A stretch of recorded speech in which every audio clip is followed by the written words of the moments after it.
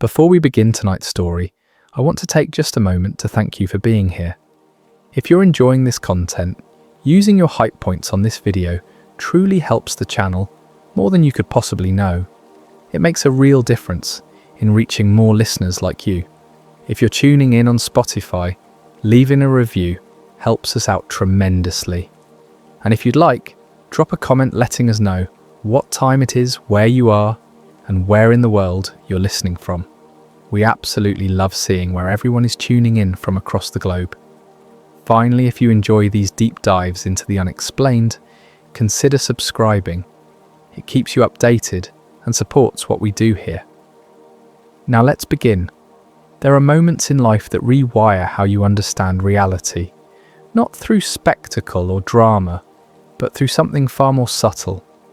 A glitch in the ordinary, a crack in the everyday that reveals something beneath.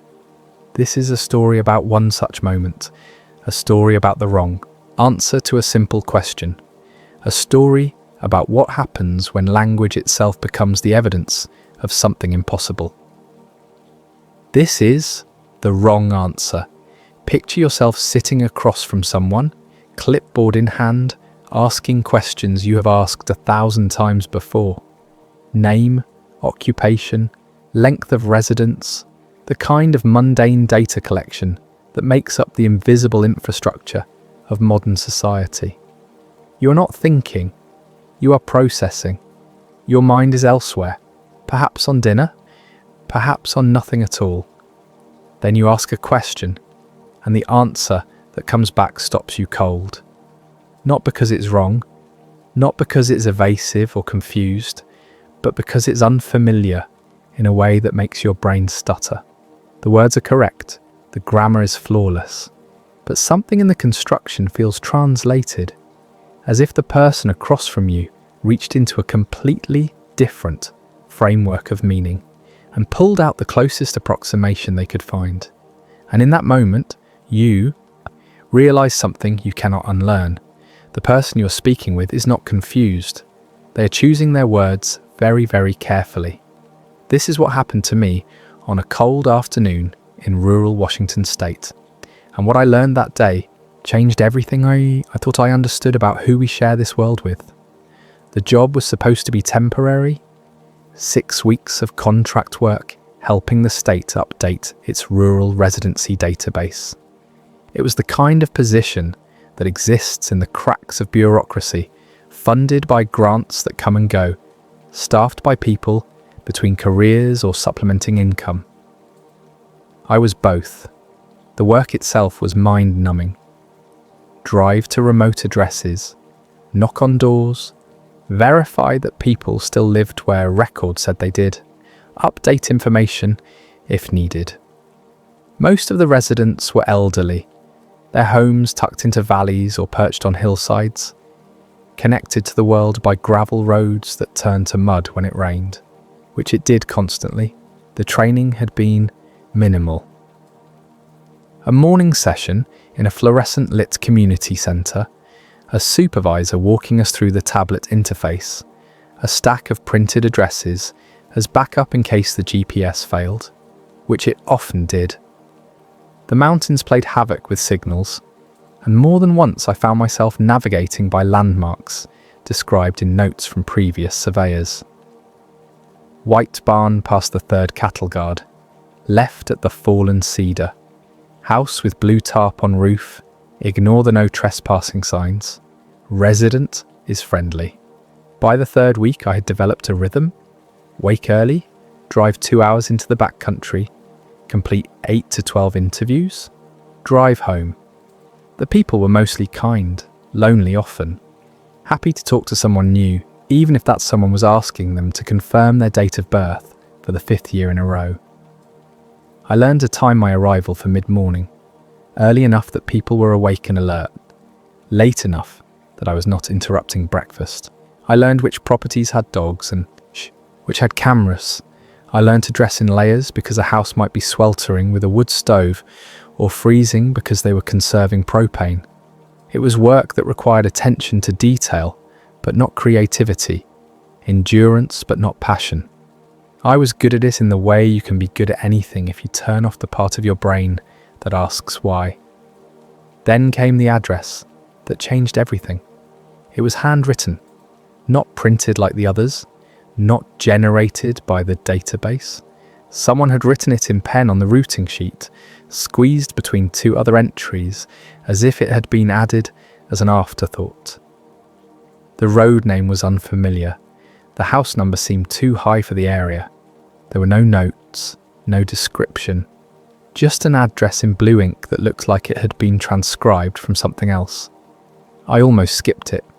The list was long enough without chasing down what might be a clerical error. But I was ahead of schedule that day, and the address was technically on my route. A detour of maybe 20 minutes. I entered it into the GPS. The system thought for a long time, then plotted a route that took me further into the hills than I had been before. The road narrowed as I climbed. Pavement gave way to gravel, then to dirt packed hard by years of use but not recent maintenance. The forest pressed close on both sides. Douglas fir and western hemlock, creating a canopy that turned midday into twilight. I checked the odometer. The GPS insisted I was close, but I saw nothing resembling a driveway. No mailbox, no reflective address marker, not even a gap in the trees. Then I saw it. Not a road exactly, more like a path that happened to be wide enough for a vehicle. Easy to miss if you were not looking for it. No gate, no sign, just two faint tyre tracks disappearing into the woods. I hesitated. This was the kind of place where you worried about accidentally wandering onto someone's marijuana grow operation. But the GPS was insistent, and I had come this far. The path wound through the trees for perhaps a quarter mile before opening into a small clearing. And there, set back against the tree line, was a house. It was not old, but it was not new either. A simple rectangular structure, wood siding painted a faded grey-green that blended with the surrounding forest. A metal roof, slightly rusted at the seams. One visible window, curtained. A door centred on the front face. What struck me immediately was what was missing. No mailbox at the road. No visible power lines running to the structure. No propane tank. No satellite dish. No solar panels. No woodpile. No vehicle. No garden. No lawn furniture. No tools leaning against the wall. Nothing that suggested human habitation except the building itself. I sat in my car for a moment, engine idling, trying to decide if this was worth the effort. The house looked abandoned, but something about it felt occupied. The curtains were clean. The door was not weathered. The area around the foundation was clear of debris. I turned off the engine and stepped out. The silence was immediate and total. No birds, no insects, no wind moving through the trees, just the ticking of my cooling engine and the sound of my own breathing. I approached the door, gravel crunching under my boots, knocked 3 times, waited, nothing. I was about to turn away when I heard movement inside. Not footsteps exactly, more like a shift in air pressure, a sense of displacement. The door opened. The person standing there was unremarkable in every way. Average height, average build, wearing jeans and a plain sweater, hair that could have been brown or dark blonde depending on the light, age somewhere between 30 and 50, the kind of face you would forget 5 minutes after seeing it. "Hello," they said. The voice was calm, neutral, neither welcoming nor dismissive. I launched into my standard introduction, explaining the survey, the state database, the need to verify residency. I was 3 sentences in when I realised they had not invited me inside, but they had not closed the door either. They were simply standing there, listening with complete attention. When I finished, they nodded once. "Of course," they said. "Please, ask your questions." Something about the phrasing felt off, but I could not identify what. I pulled out my tablet and began the standard questionnaire. Full name. They provided one. It sounded ordinary. European origin, possibly. I typed it in. Date of birth. They gave month and year, then paused before adding the day, as if they had to calculate it. Length of residency. Approximately 8 years, they said. I asked for clarification. The database needed exact dates. They thought about this longer than anyone should need to. Finally, let us say 8 years and 4 months. Occupation. Another pause. I observe, they said. I looked up. I need a job title for the database. Researcher, they offered. What kind of research? Communication patterns? Cultural linguistics? I typed it in. It was vague, but not unusual for this area. Plenty of people worked remotely, studying obscure topics. Household size. 1, they said. Previous address. They provided a city name in another state. I asked for the street address. I do not recall the specific designation, they said. It was temporary housing. I made a note to mark it as unverified. Family members for emergency contact. None available, they said. I explained that we needed at least one contact, even if it was a friend or neighbour. I understand the requirement, they said. I am informing you that none are available. The way they said it was not defensive or secretive, just factual. The same way you might inform someone that a product is out of stock. I moved to the next section. Questions about services. Did they receive mail here? No. Utilities? No. Internet? No. How did they receive packages or correspondence? I collect them periodically, from a location in town, they said. I asked which town. They named one about 40 minutes away. The questions continued. Each answer was technically complete, but something about the conversation felt like I was conducting it in a second language. Not mine. Theirs. Then I asked a routine identity verification question. What was the name of the street you grew up on? They looked at me with what I can only describe as careful consideration. The translation would be Meridian Avenue, they said. Translation. The word hung in the air between us. I felt a pressure building behind my eyes. A sense of vertigo that had nothing to do with physical balance. I stared at the screen of my tablet, trying to process what I had just heard. Translation. From what? I had not asked them to translate anything. I had asked a simple question in plain language. I looked up. They were watching me with the same neutral expression, but now I noticed something I had missed before. They did not blink at regular intervals. The pauses between blinks were too long. Not unnaturally so. Just enough to register once you noticed. Translation from what? I asked, departing from the script. From the original designation, they said, as if this explained everything. I felt my pulse quicken. Stay professional, I told myself. People say strange things all the time, especially isolated people, especially in rural areas where eccentricity is common. I returned to the questionnaire, asked about prior employment. I maintained structural integrity assessments, they said. Of what? Large-scale habitation frameworks. I waited for them to clarify. They did not. So building inspection? I tried. That is an acceptable approximation. Approximation. There was that feeling again, the sense that every answer was being carefully selected from a limited set of options, none of which quite fit. I asked about education. Extensive, they said, though not through institutions you would have record of. Private tutoring? In a manner of speaking, I was beginning to feel frustrated. The vagueness could be explained by privacy concerns, by social awkwardness, by any number of ordinary reasons. But the specific way they phrased things, the pauses before answering, the word choices that were correct but strange, it all accumulated into something that felt wrong. Not dangerous, not threatening, just wrong. I asked about hobbies and community involvement. They considered this question longer than any other. I listen, they finally said. To what? to how things are said, the structures underneath the content. I typed linguistics interest into the notes field. Then I made a mistake. I asked a question that was not on the form. Have you always lived alone? They tilted their heads slightly. The gesture was familiar, human, but executed with a precision that made it feel rehearsed. Not always, they said, but always here. The statement was logically contradictory. I pointed this out. Yes, they agreed. In your framework, that would be contradictory. The pressure behind my eyes intensified.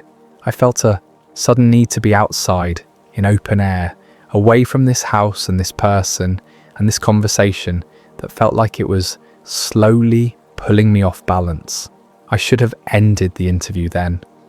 I had enough information to file a basic report, but something kept me there, asking questions, trying to understand what was happening. In my framework? I echoed. What other framework is there? They did not answer immediately. Instead, they did something unexpected. They invited me inside. It may be easier to explain if you're more comfortable, they said, stepping back from the doorway. Every instinct told me not to enter, but curiosity is a powerful force, and I was already in too deep to walk away without understanding. The interior was as sparse as the exterior suggested. One large room, visible from the entrance, a table, 2 chairs, a narrow bed against one wall, shelves containing books, though I could not read the spines from where I stood. A small kitchenette with minimal equipment, everything clean, everything organised, everything giving the impression of temporary occupancy despite their claim of 8 years. No photographs, no decorations, no personal touches that would tell you anything about who lived here. But the space felt wrong in ways I struggled to articulate. The proportions seemed slightly off, as if the room was larger on the inside than the exterior dimensions allowed. Sound behaved strangely, my footsteps producing echoes that came from the wrong directions. The light from the window bent around the edges of objects in ways that made my eyes hurt when I looked directly at them. I sat in one of the chairs, uninvited. My legs felt weak. You are experiencing perceptual dissonance, they said, sitting across from me. It will pass. What is happening? I asked. You're beginning to notice something that has always been true but easily overlooked, they said. I am not from here. The statement should have sounded absurd. Instead, it felt like confirmation of something I had known since they opened the door. Not from here, I repeated. You mean not from this area? I mean not from this context of existence. The words were calm, matter-of-fact, delivered with the same neutral tone they had used to describe their occupation. I laughed. It came out strangled. You are saying you are an alien. I am saying I am attempting to exist within parameters that are not native to me. The translation is imperfect. Sometimes I choose the wrong equivalents. I stood up. The chair scraped against the floor with a sound that seemed to come from everywhere at once. I need to go, I said. Of course, they replied. I have made you uncomfortable. That was not the intention. What was the intention? They considered this carefully, as they considered everything, to see if direct communication was possible, to understand if the gap could be bridged without interference. The gap between what? Between how I comprehend and how you comprehend. Between the structures we use to organise meaning. I felt dizzy. The room was definitely larger than it should be. I could see the walls, could measure them with my eyes, but the space between them refused to make sense. Why are you telling me this? I managed. Because you ask good questions, because you notice the inconsistencies, because I believe you might understand that what I am attempting is not hostile, merely difficult. They stood, moved to one of the shelves, and pulled down a book, opened it. The pages were covered in symbols I did not recognize. Not alphabet, not pictograms, something else entirely. This is how I think, they said, showing me the page. When I speak to you, I must convert these patterns into your linguistic structures. Sometimes I select incorrectly. Sometimes there is no equivalent. Sometimes the meaning cannot be preserved in translation. I stared at the symbols. They seemed to shift as I watched them, rearranging themselves into new configurations. My head throbbed. "Stop," I said. "Please stop." They closed the book gently and returned it to the shelf. I sat back down, not because I wanted to, but because standing felt impossible. My mind was racing, trying to find a rational explanation. Mental illness, elaborate prank, drugs in the air, anything except what I was beginning to accept as true. "I apologize," they said, resuming their seat across from me. "I misjudged your tolerance for direct exposure. The symbols are concentrated. They carry more information than your processing is designed to handle." "My processing," I said weakly. "You talk about me like I am a computer." "No, I talk about you like you're a consciousness operating within specific constraints. As am I. The constraints are simply different." They leaned forward slightly. "Let me try to explain in a way that might be clearer. When I first arrived here, I did not understand how your language worked. Not the words themselves. Those are easy to learn, but the assumptions embedded in the structure. The way you use time as a linear organizing principle, the way you separate self from environment, the way you treat causation as unidirectional. That is how reality works," I said. "That is how reality appears from your position within it," they corrected. "From my position, those are constraints of your perceptual system, not features of reality itself." I wanted to argue. I wanted to tell them they were insane, but the room continued to defy my understanding of space, and the conversation continued to make a terrible kind of sense. "When I speak to you," they continued, "I am not just translating words. I am translating entire frameworks of meaning. And sometimes I make errors. Earlier, when you asked about the street I grew up on, I said Meridian Avenue. That was incorrect. Not because it was false, but because the concept of growing up does not apply to me in the way it applies to you. I do not develop linearly. I do not have a childhood in your sense. I should have said something like the designation of my initial orientation point, but that would have required explanation, so I chose an approximation, a translation, and I chose poorly. "Why are you here?" I asked. "What do you want?" "I want to understand," they said simply. "Your species is unique in ways that are difficult to explain. The way you use language, the way you construct meaning from linear time, the way you believe yourselves to be separate from the universe you inhabit. It is fascinating, and I am attempting to study it by existing within it, by practicing. Practicing what?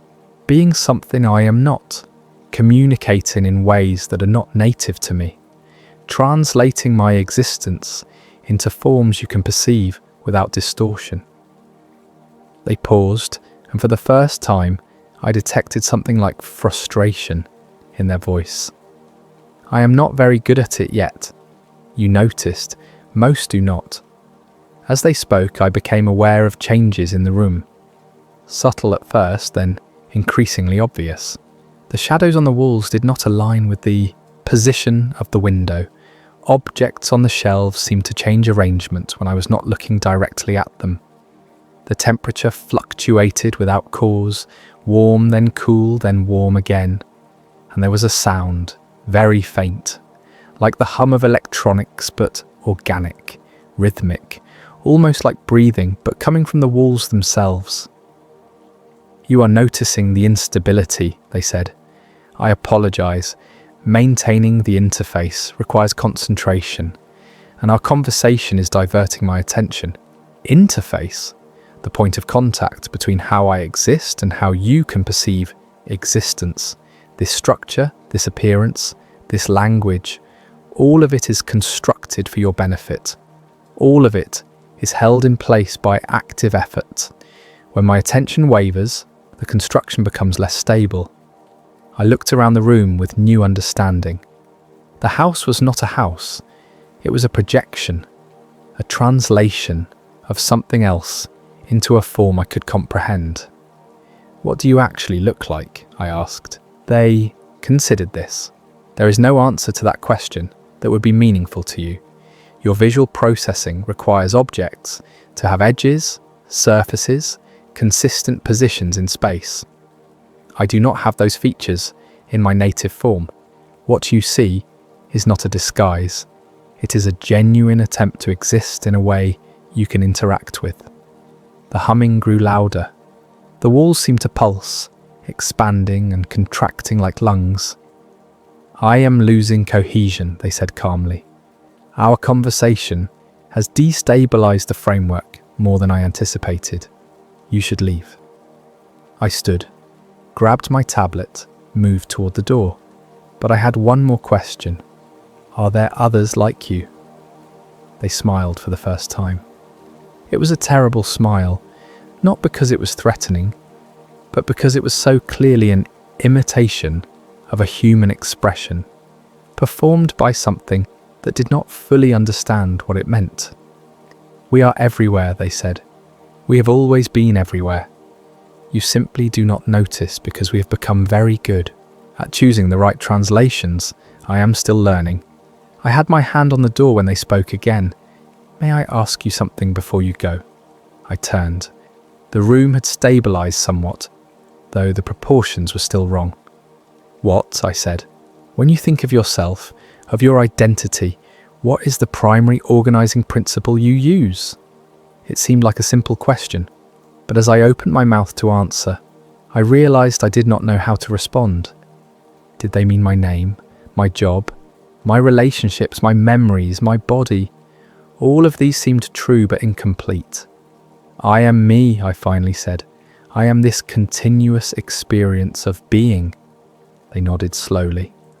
"And that continuity, you experience it as what? A thread connecting past to present to future?" "Yes," I said. "And where is the thread?" I stared at them. "It is not a physical thing. It is metaphorical." "Is it?" "You treat it as real. You organize your entire existence around it. You make decisions based on maintaining its coherence. Where does it reside?" I felt the same vertigo I had experienced earlier, but stronger, because the question was absurd, but I could not answer it. I knew I was continuous. I knew I persisted through time, but I could not point to where that persistence existed. In my brain, I tried. In my neural patterns, those change constantly. Every moment, you're physically different. Cells die, connections reform. If the thread of identity is in the brain, why does it not break when the brain changes? "Because the changes are gradual," I said. "The pattern persists, even as the components change." "Ah," they said. "So identity is pattern, not substance." "I suppose so." "Then you and I are not so different. I too am pattern. The difference is merely in how the pattern is instantiated. You use biological matter. I use something your language has no name for." I stood there, unable to respond, because they were right. Because the question had revealed something I had never examined in myself. The fundamental mystery of what I was and where I was located. They walked toward me, and for the first time, I felt fear. Not because they were threatening, but because I was beginning to understand just how different they were. How different everything might be. "You live inside a translation too," they said softly. "Your brain translates electromagnetic radiation into color, vibrations into sound, chemical signals into taste. You never experience reality directly, only through the interface your biology provides. The difference between us is that you are not aware of the translation. You believe the interface is reality itself." "Please," I said, "I need to go." "Of course. Thank you for your time." This conversation was very useful. The word useful echoed in my mind as I opened the door and stepped outside. The forest was exactly as I had left it, silent, still. The clearing looked ordinary in the grey afternoon light. I turned back to look at the house. It appeared solid, ordinary. Just another rural structure in the endless woods. But now I could see the slight shimmer around its edges, the way it did not quite sit properly on the ground, the way the shadows fell wrong. I walked to my car, started the engine, and drove away without looking back. I made it perhaps 2 miles before I had to pull over. My hands were shaking too badly to drive safely. I sat on the shoulder of the dirt road, breathing hard, trying to process what had happened. The rational explanations filed through my mind. I had been drugged somehow. I had experienced a psychotic break. The isolation and repetitive work had made me suggestible, and someone was playing an elaborate trick. But none of these explanations accounted for what I had felt. The wrongness of that space, the precision of their responses, the symbols in the book that seemed to contain more meaning than symbols should be able to hold. I looked at my tablet. The interview was still open. I scrolled through the responses I had entered. They were there. Name, occupation, date of birth, everything I had typed, all of it unremarkable. I looked at my handwritten notes, the ones I had made in the margins when the tablet seemed inadequate. The handwriting was mine, but the words were wrong. Where I had written linguistics researcher, it now said pattern observer. Where I had written communication studies, it now said translation practice. Small changes, subtle, but consistent. As if something had gone through and replaced my words with more accurate ones. I flipped back through earlier pages, other interviews from other days. None of them had been altered. Just this one. I started the car again and drove directly to the office, 40 minutes away. I walked in during the middle of the afternoon, dishevelled and probably looking unwell. My supervisor glanced up from her desk. "You are back early. Everything okay?" "I need to check something in the database," I said. She waved me toward the computers. I logged in and searched for the address I had just visited. Nothing. I tried variations, different road names, different house numbers. The system found plenty of matches in the area, but none that corresponded to where I'd been. I checked the printed routing sheet. The handwritten entry was gone. In its place was a different address, printed like all the others, for a location I had visited days earlier. "Did you change the routing assignments?" I asked my supervisor. "No." "Why?" There was a handwritten address, right here. I pointed to the spot on the sheet where it had been. She looked at the paper, then at me, with mild concern. "I do not see anything handwritten. Are you feeling all right? You look pale." I made an excuse about skipping lunch and left the office, sat in my car in the parking lot, pulled out my personal phone and tried to map the route I'd taken. The GPS showed the main road I had turned off from, but the side road, the path through the trees, the clearing with the house, none of it appeared on the map. Just unbroken forest. I drove home in a daze, did not sleep that night, kept thinking about what they had said. We are everywhere. We have always been everywhere. I continued working the survey job for another 3 weeks. Every day I thought about quitting. Every day I showed up anyway, as if normalcy could erase what I had experienced. I became obsessed with finding the address again. I drove down every unmarked road in that area, walked into the woods following paths that might have been driveways, asked long-time residents if they knew of anyone living further up in the hills. Nothing. The house had vanished as completely as the database entry, as if it had never existed. But I had my notes, I had the memory, and I had something else. A week after the encounter, I found a book on my doorstep.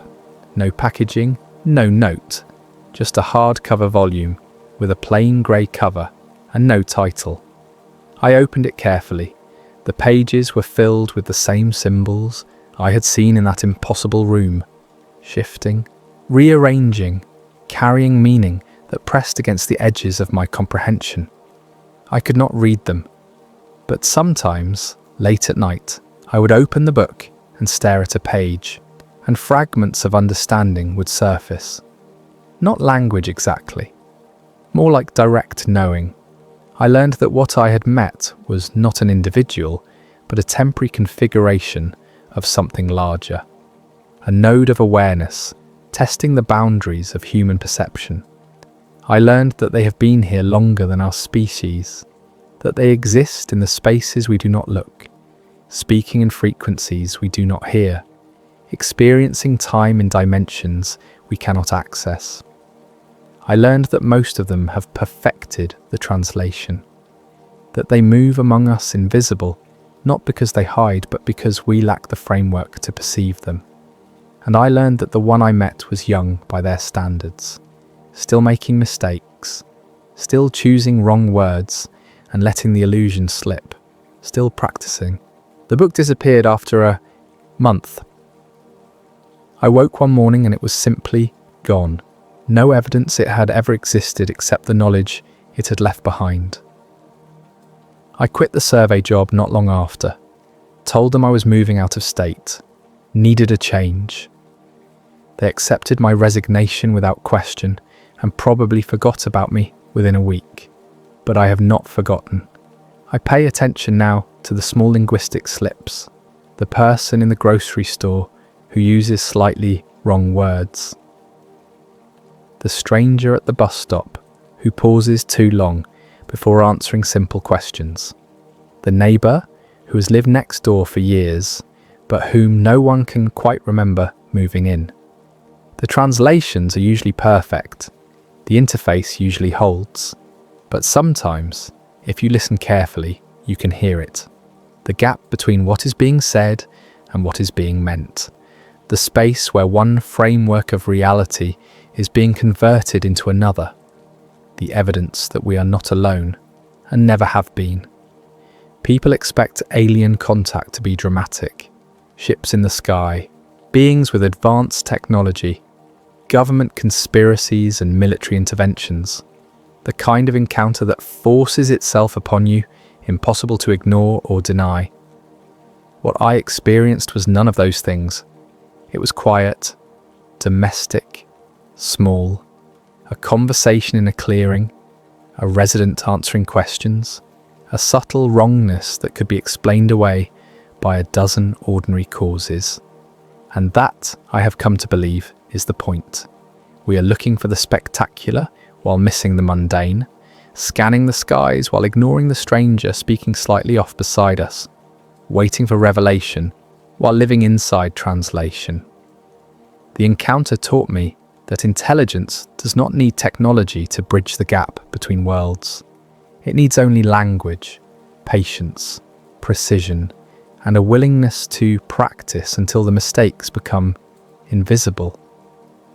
I think about that final exchange often, the question they asked me about identity, about where the thread of self resides, how I could not answer it, how the question revealed that I too exist at a remove from direct reality, that I too am a pattern translated into temporary form. Maybe that is why they are here, not to conquer or enlighten or warn, but to study how consciousness finds ways to exist, how meaning emerges from different kinds of organization, how the impossible task of communication sometimes succeeds despite the fundamental gaps between perspectives. Or maybe I am wrong about all of it. Maybe I experienced a breakdown.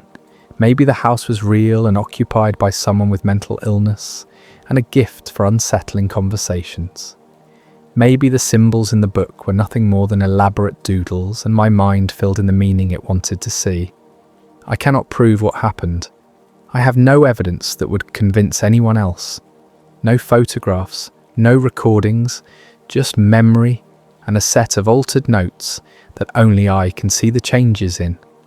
But I know what I encountered, and I know what it taught me.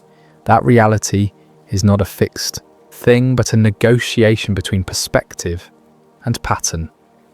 That we are surrounded by translations we mistake for truth.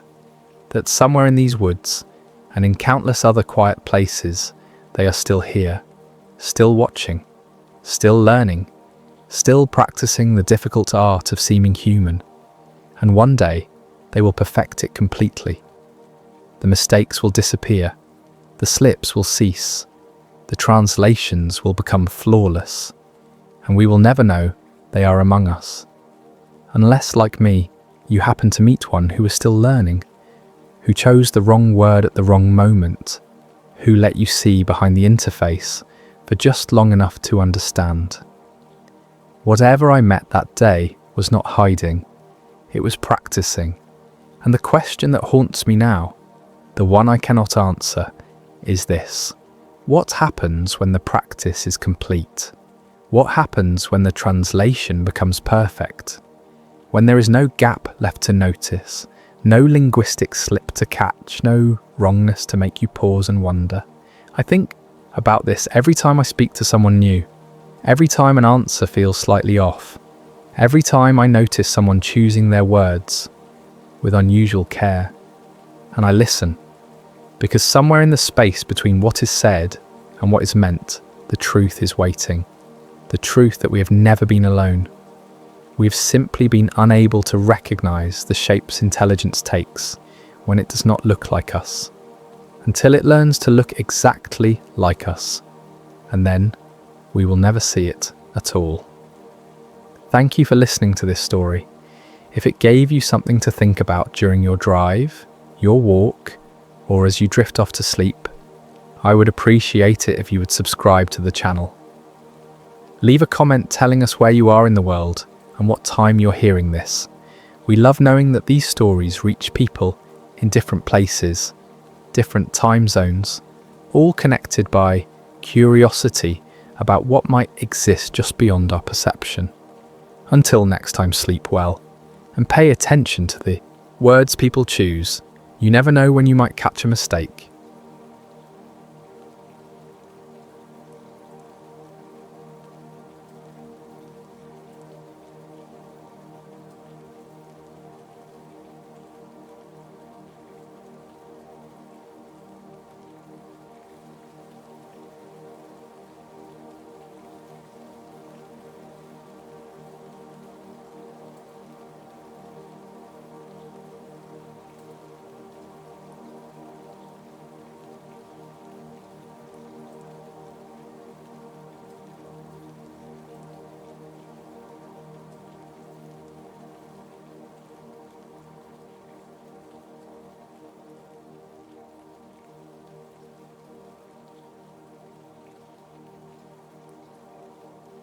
Hey everyone, thanks so much for tuning in.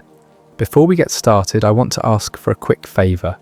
If you're enjoying this story, please consider using your hype points on this video. It genuinely helps the channel more than you could possibly know. The algorithm notices that support, and it allows me to keep making this content for you. If you're listening over on Spotify, leaving a review there also makes a massive difference. And if you want, drop a comment letting me know what time it is where you are and where in the world you're listening from. We absolutely love seeing where everyone is tuning in. It's amazing to know this community spans the entire globe. And of course, if you enjoy the content and haven't already, please consider subscribing. It means the world. Alright, let's get into tonight's story. This one is different. No bright lights in the sky, no missing time in the traditional sense. Just a road that appeared overnight in a place you thought you knew, and the slow creeping realization that the world you think you understand might be far more malleable than you ever imagined. I have driven County Road 14 for the better part of a decade. It is not scenic. It is not memorable. It cuts through central Nebraska farmland with the kind of utilitarian efficiency that makes it invisible to most people who use it. Corn on one side, soybeans on the other, a few scattered farmhouses set back from the road, and long stretches of absolutely nothing in between. I drive it twice a week. Every Tuesday and Friday, I make the 40-minute trip from my house in Kearney to a small consulting gig I picked up in Minden. The drive is muscle memory. I know every turn, every pothole, every faded billboard. I could drive it with my eyes closed. So when the road appeared, I noticed immediately. It was early June, a Tuesday. The sun had just cleared the horizon, and the light was that pale, washed-out gold that comes right after dawn. I was about 20. Minutes into the drive, maybe halfway to Minden when I saw it. On my right, just past the Hendricks farm, there was a turn-off. Not a driveway, not a tractor path. A road. It was paved. 2 lanes, faded yellow line down the centre.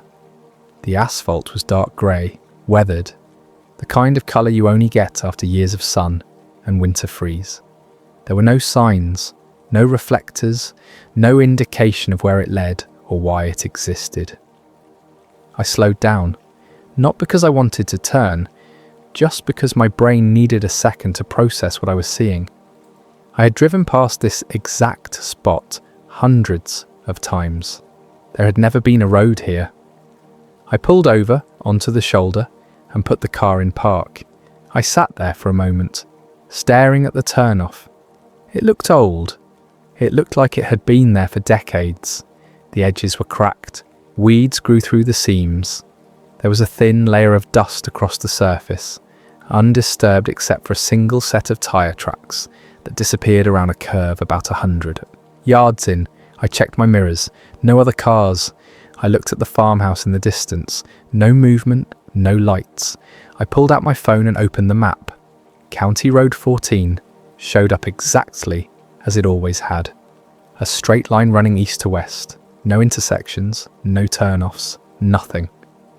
I zoomed in. I switched to satellite view. I rotated the image, zoomed out, zoomed back in. Nothing. The road I was looking at, the road that was clearly, physically there in front of me, did not exist on the map.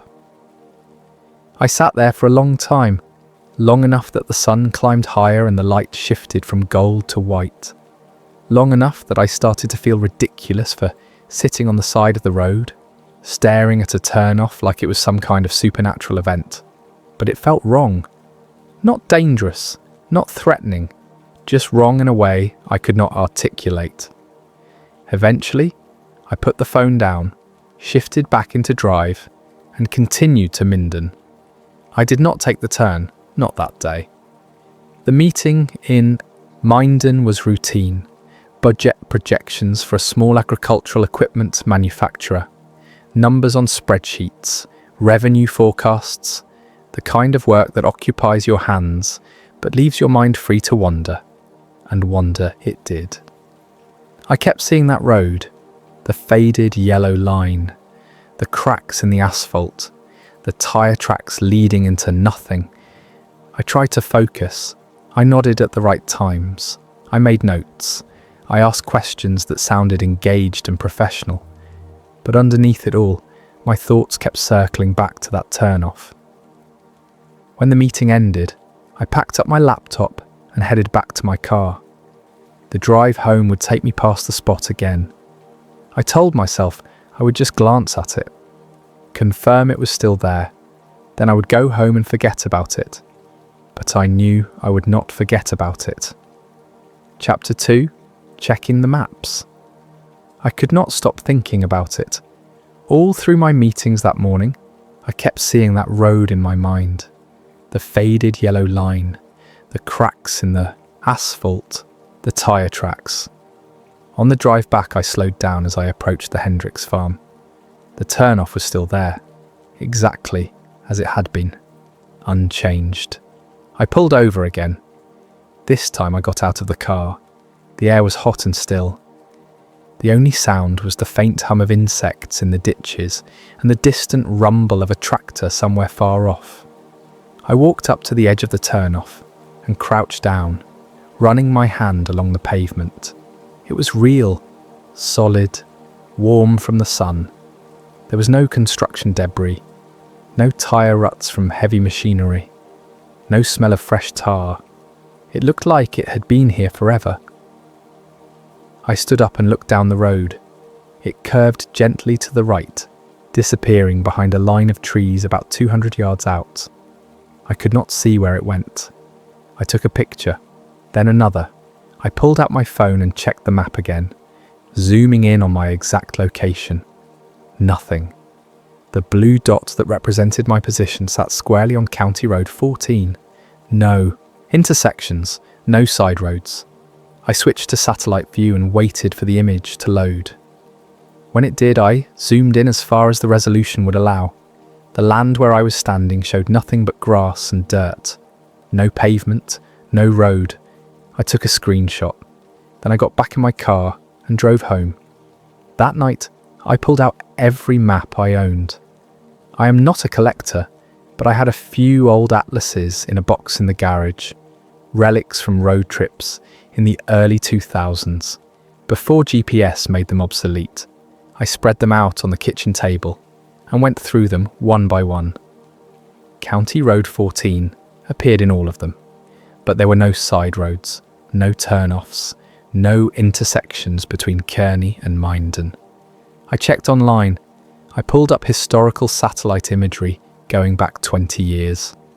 I scrolled through every available year, looking for any sign of construction, any indication that the road had been built recently. Nothing. In every image, the land where the turnoff now sat was empty, just fields, dirt, grass. The road had appeared overnight, and according to every map, every satellite image, every piece of documentation I could find, it did not exist. I went to bed that night, but did not sleep. I lay awake staring at the ceiling, trying to make sense of what I had seen. There had to be an explanation, a surveying error, a glitch in the mapping software, something. But I could not think of anything that made sense. I had touched the road, I had stood on it, I had felt the heat of the sun radiating off the asphalt. It was real. So why did the maps say it was not there?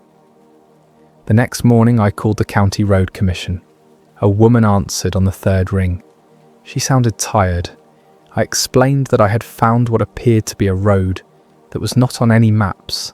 I gave her the location. She put me on hold. When she came back, she told me there were no planned or ongoing construction projects in that area. No new roads, no private access routes, nothing. I asked if there were any historical records of roads that had been decommissioned or abandoned. She put me on hold again.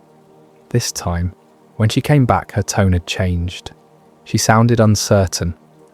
"There is a note in the system," she said slowly, "but it does not make a lot of sense." "What does it say?" "It just says the area is marked as restricted for surveying purposes. No further details." "Restricted by who?" "It does not say." I thanked her and hung up. Restricted for surveying purposes. What did that even mean? I spent the rest of the day searching online. I looked for reports of similar phenomena. Unexplained roads, places that appeared and disappeared. Anything that might give me a framework for what I was experiencing.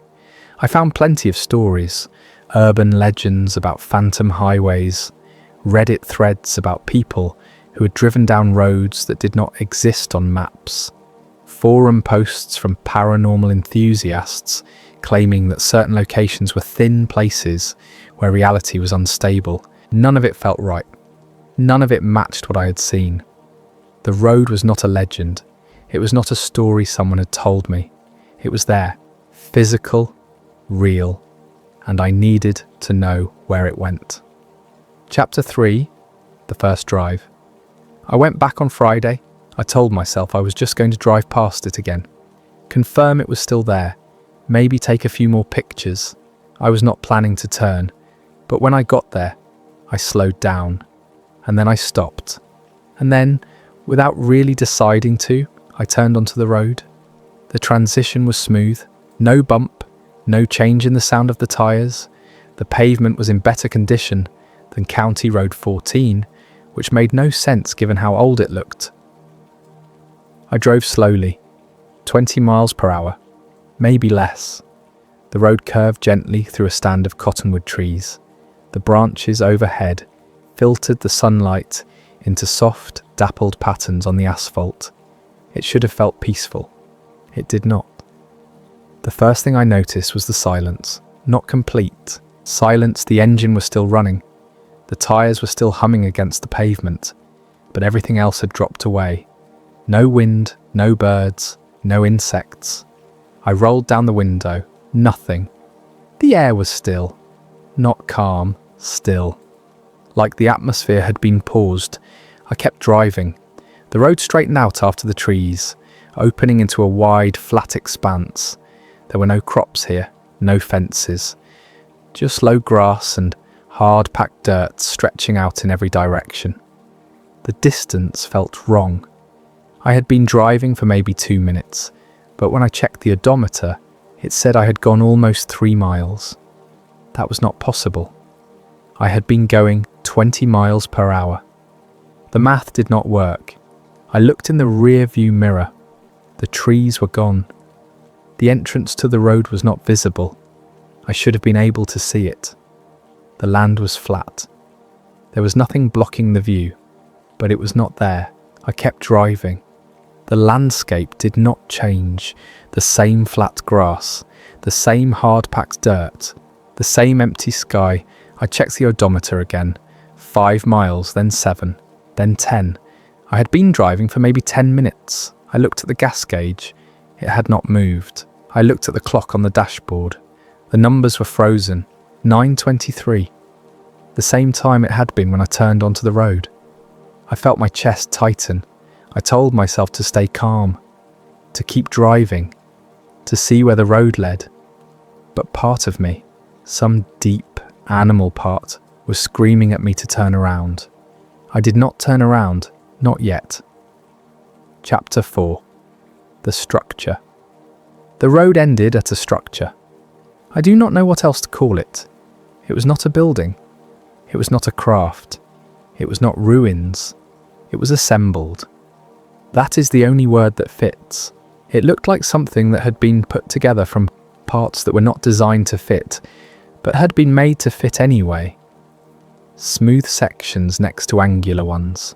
Surfaces that reflected light in ways that did not make sense. No seams, no bolts, no welds. It was maybe 30 feet tall, maybe 50 feet wide. It sat in the centre of a flat, circular clearing, and the road ended about 20 yards from its base. I stopped the car. I did not turn off the engine. The structure did not move. It did not hum. It did not glow. It just sat there, inert and impossible. I stared at it for a long time. The surface was hard to describe. It was not metal, but it reflected light like metal. It was not stone, but it had the weight and solidity of stone. There were patterns across the surface, not decorative, not functional, just patterns, geometric shapes that repeated and overlapped in ways that hurt to look at for too long. I forced myself to look away, and then I looked up. The sky above the structure was wrong. Everywhere else the clouds were moving, slow, lazy drifts from west to east, but directly above the structure, they were frozen. Not still, frozen, like a photograph layered over a video. I looked at the sun. It was in the wrong place, not by much, just a few degrees off from where it should have been based on the time and the direction I had been driving. But it was enough to notice, enough to make my stomach tighten. I looked back at the structure. The shadows it cast were falling in the wrong direction. Not opposite, not wildly off, just wrong. Like the light was coming from a source that did not match the sun I could see. I put the car in reverse. I did not back up. I just sat there, gripping the wheel, staring at the structure. And that is when I felt it. Not a sound, not a movement, just a presence. Something was aware of me. Chapter 5. The missing sound. I got out of the car. I do not know why. Every instinct I had was screaming at me to leave, but I got out anyway. The silence hit me immediately. It was not quiet. It was absent. Sound did not fade. It stopped. My footsteps on the pavement were muffled, like I was walking on carpet. The car engine, still running behind me, sounded distant, muted. I took a few steps toward the structure. No echo, No reflection. The air swallowed every sound I made. I stopped about 10 feet from the car and looked around. There were no insects, no birds, no rustling grass, no wind. The silence was not natural. It was curated. I felt it in my chest. A pressure. Not physical, not painful, just present. Like the air itself was aware of me. I looked back at the car. It seemed farther away than it should have been. I turned back to the structure. It had not moved. It had not changed. But I felt like it was looking at me, not watching, not studying, just aware. I stood there for a long time. I do not know how long. Time felt slippery. My thoughts kept sliding off the moment, drifting into nothing, then snapping back. I checked my phone. The time display showed 10:23. I blinked. I checked again. 10:17. I stared at the screen. The numbers did not change. They just sat there. 10:17. I looked up at the sun. It had not moved. I looked back at the structure, and I realized I could not remember why I had come here. The thought should have terrified me, but it did not. It just floated there, distant and unimportant. I took another step toward the structure. The pressure in my chest increased, not painful, just heavier. I could see details now. The patterns on the surface were not random. They were deliberate, precise. They formed shapes that looked almost like language, but not any language I recognized. I reached out. My hand stopped a few inches from the surface. Not because I decided to stop, it just stopped. Like there was an invisible barrier. I tried to push through. My hand would not move. I pulled back. The resistance disappeared. I tried again. Same result. I was not allowed to touch it. The thought came to me clearly, fully formed, as if someone had spoken it directly into my mind. I was not allowed to touch it. I took a step back. The pressure eased slightly. I took another step. The pressure eased more. I looked around. The clearing was perfectly circular. The grass at the edges was the same height as the grass in the centre. No variation, no signs of disturbance. I looked at the road behind me. It stretched out into the distance, straight and empty. The car was still there, still running, but it looked smaller now, farther away. I looked at my phone again. 10:23. I closed my eyes. I took a breath. When I opened my eyes, the structure was closer. I had not moved. I was certain of it. But the structure was closer. I could see my reflection now in one of the smooth sections, but it was not quite right. The proportions were off. The angle was wrong. I stared at my reflection. It stared back. And then it moved, not much, just a slight tilt of the head, a shift in posture. I had not moved. I took a step back. My reflection did not. I turned and ran. Chapter 6. The Awareness. I do not remember getting back to the car. One moment I was running. The next I was behind the wheel, door closed, hands shaking. I looked in the rearview mirror. The structure was exactly where it had been. No closer, no farther. I looked at the dashboard clock. 10:23. I shifted into reverse and backed up hard, spinning the wheel, turning the car around. The structure disappeared from view. I shifted into drive and pressed the accelerator. The road stretched out ahead of me, straight and empty. I pushed the speed up. 30, 40, 50. The trees did not get closer. I checked the odometer. It was rolling. The numbers were changing, but the trees were not getting closer. I kept my foot on the accelerator. 60, 70. The engine was roaring now. The tyres were humming, but the landscape was not moving. I was driving, but I was not going anywhere. I looked in the rear view mirror. The structure was back, not behind me, not in the distance, just back, visible in the mirror even though I had turned away from it, even though it should have been out of sight. I looked forward. The trees were suddenly there. I slammed on the brakes. The car skidded to a stop. I was through the trees. I was back on County Road 14. The sun was directly overhead. The wind was blowing. Birds were singing in the ditches. I pulled over onto the shoulder and sat there shaking. I checked my phone. 2:47. I had left for Minden at 8:30 that morning. I had turned onto the road around 9. I had been gone for more than 5 hours. I looked at the clock on the dashboard. It matched the phone. 2:47. I put my head in my hands and tried to breathe. The awareness was still there. Not as strong, not as immediate, but there, lingering at the edges of my perception, like someone watching from just out of sight. I lifted my head and looked around. The highway was empty. The field stretched out on both sides, golden and ordinary. Everything was normal, but the awareness was still there. I started the car and drove home.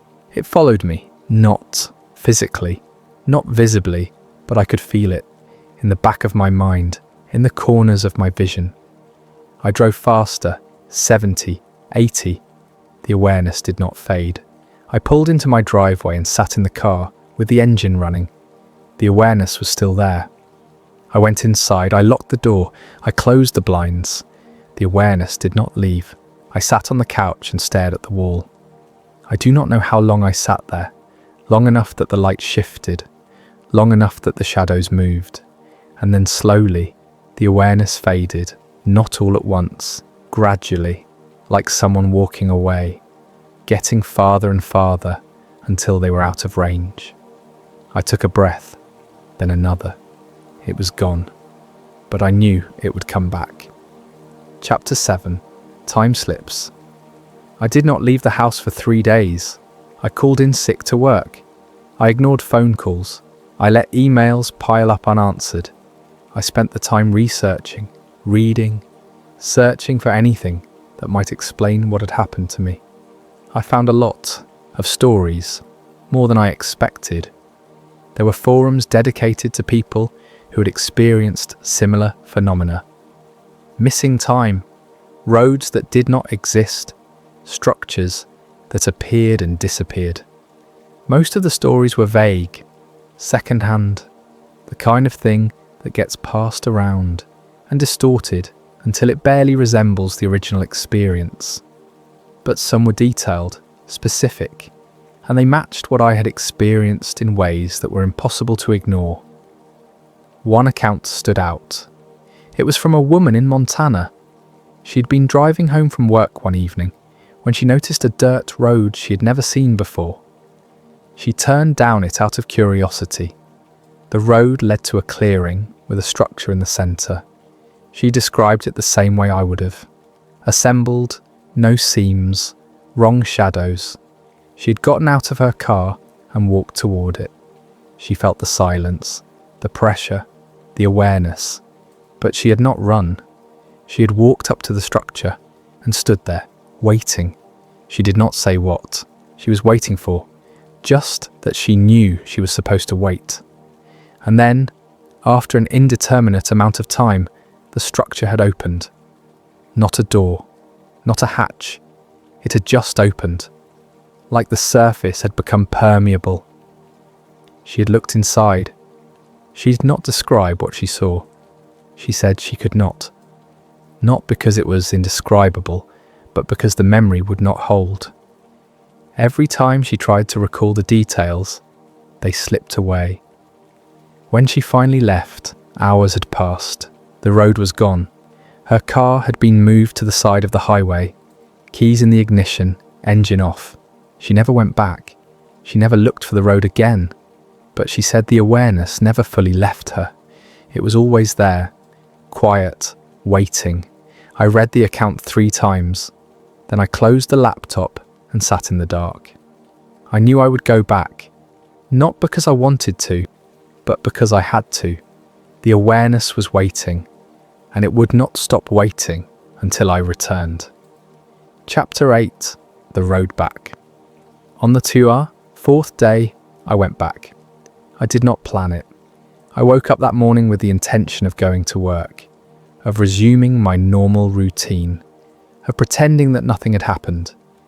But when I got in the car, I did not drive to Minden. I drove to County Road 14. The turnoff was there. I pulled over and stared at it. The same faded yellow line. The same cracks in the asphalt. The same tyre tracks leading into the trees. I sat there for a long time. And then I turned onto the road. The transition was the same. Smooth. Silent. The world dropped away. And I was alone. I drove slowly. I did not check the odometer. I did not check the time. I just drove. The trees passed. The landscape opened up. The structure appeared in the distance. I stopped the car 20 yards from it, just like before. I got out. The silence was immediate, total. I walked toward the structure. The pressure in my chest built with every step. Not painful, just present. I stopped 10 feet away. The structure had not changed. The patterns on the surface were the same. The wrong shadows, the frozen clouds. I stood there and waited. The awareness was back, stronger now, more focused. I looked up at the structure, at the patterns, at the surfaces that reflected light in impossible ways. And I spoke. "Why did you show this to me?" No answer. I had not expected one. I took a step closer. The pressure increased. I took another step. The pressure became almost unbearable. I stopped. I could feel the awareness now. Not watching, not studying, just present, waiting. I closed my eyes and I felt it shift. Not the structure, not the awareness, something else. The air around me changed. The pressure eased. The silence deepened. I opened my eyes. The structure had opened. Not a door, not a hatch, just open. The surface had become permeable, and I could see inside. There was light, not bright, not harsh, just light, soft and diffuse and endless. I took a step forward. The pressure was gone. The awareness was still there, but it had changed. It was no longer waiting. It was inviting. I took another step. The light grew brighter. I could see shapes now. Movement. Patterns that shifted and reformed. I took another step, and then I stopped. I do not know why. Some instinct, some deep primal part of me that knew if I took one more step, I would not come back. Not because I would be trapped, not because I would be harmed, because I would not want to. I stood at the threshold and looked into the light, and I understood. This was not a test, it was not a trap. It was not a warning, it was an offer, an invitation to see more, to know more, to step beyond the edges of the map and into the places that exist outside our understanding. I stood there for a long time, and then I took a step back.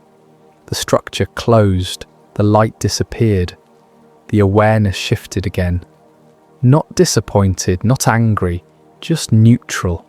I turned and walked back to the car. I got in. I started the engine. I drove away. The road stretched out behind me. The trees appeared. I was back on County Road 14. The sun was setting. The sky was painted orange and pink. I checked the time. 6:15. I had been gone all day. I drove home. Chapter 9. The Aftermath. I did not go back. Not the next day, not the next week, not the next month. The road was still there. I saw it every time I drove to Minden, but I did not turn onto it. The awareness was still there too. Faint now, distant, but present. It was waiting. I tried to go back to normal. I went to work. I paid my bills. I had conversations with people who had no idea what I had seen. But normal felt hollow now, thin. I had been shown something. I had been offered something, and I had walked away. I told myself it was the right choice, that I had made the smart decision, that whatever lay beyond that threshold was not meant for me. But I did not believe it. I spent my evenings researching, reading accounts from other people who had experienced similar things, trying to find some framework, some explanation, some way to make sense of what I had seen. I found a pattern. Not everyone who encountered the structure walked away. Some went inside, and of those who went inside, Very few came back. The ones who did come back were changed. Not physically, not obviously, but changed. They spoke differently. They saw things differently. They described the world in ways that made it clear they were no longer fully part of it.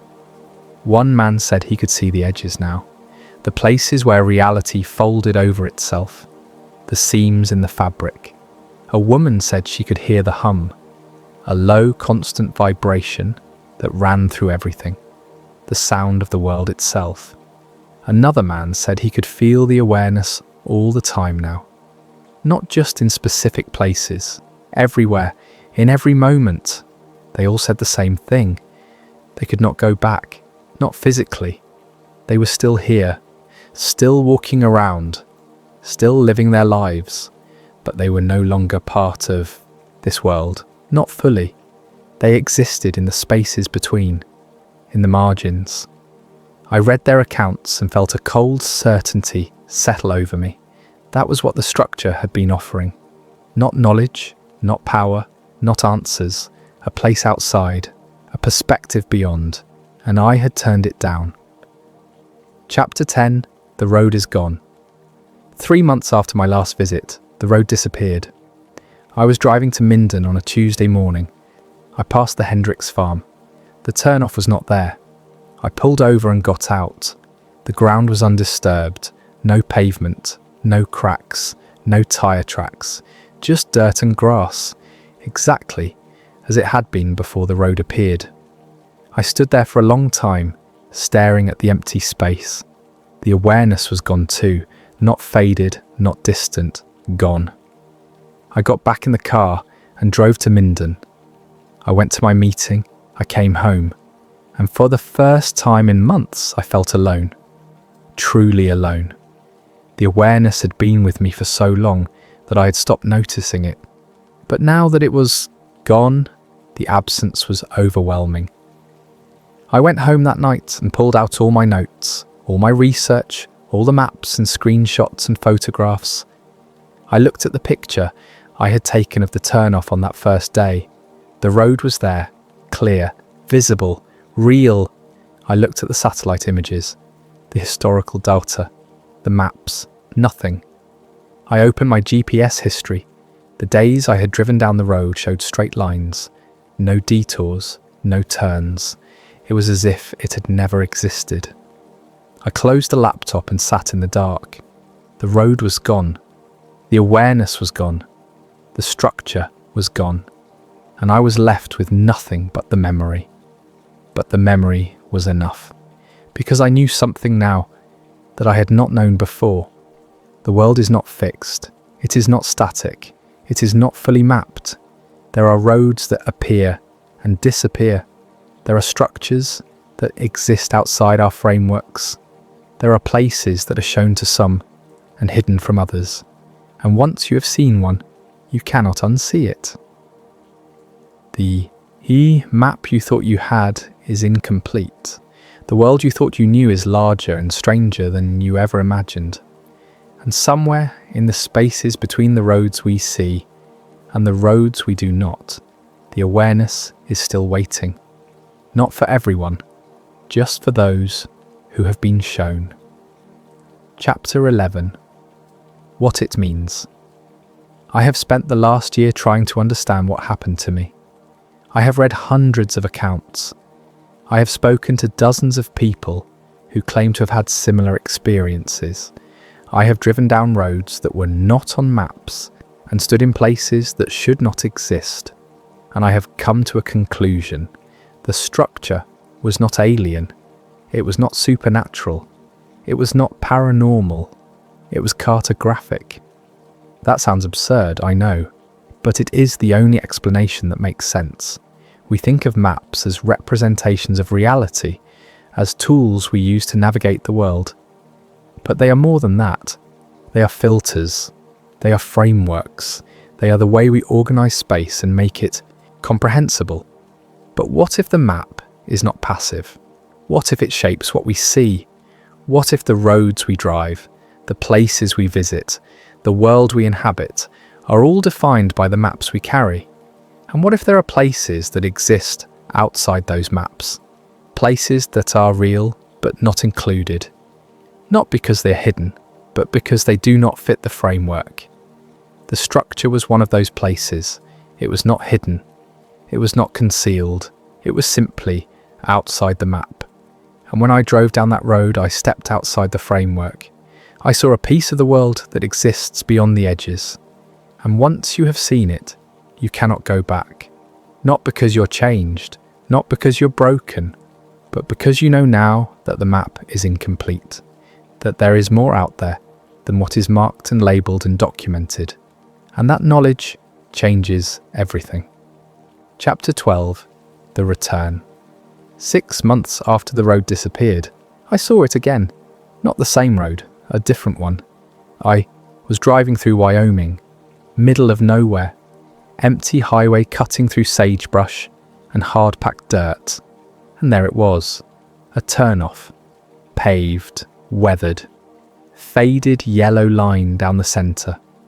I pulled over and stared at it. It was not on the map. I got out of the car. I walked up to the edge of the turnoff. I looked down the road. It curved gently to the left, disappearing behind a low ridge. I stood there for a long time. The awareness was back. Faint, distant, but there, waiting. I got back in the car. I did not turn onto the road, not that day. But I know I will. Someday. Because the awareness is patient. And the roads are always there, waiting to be found. And once you've been shown one, you will always see them. The turnoffs that do not exist, the places that are not marked, the structures that sit just outside the edges of the map. They are there. They have always been there. We just do not see them. Not unless we are meant to. Epilogue. Why it was shown. I do not talk about it. What would I say? That I drove down a road that did not exist, that I saw a structure that should not have been there, that I lost hours in the middle of the day and nobody noticed. People would think I imagined it, or that I had some kind of episode, and maybe they would be right, but I do not think they are. I think I was shown something, not by accident, not as a warning, just shown. I do not know why. I do not know what the structure was. I do not know where the road came from or where it went, but I know it was not random. The awareness I felt was not hostile, it was not curious, it was not indifferent, it was deliberate. Someone or something wanted me to see it, and then they took it away. I drive County Road 14 twice a week, every Tuesday and Friday. I watch for the turnoff. I check the maps. I search for any sign that it might come back.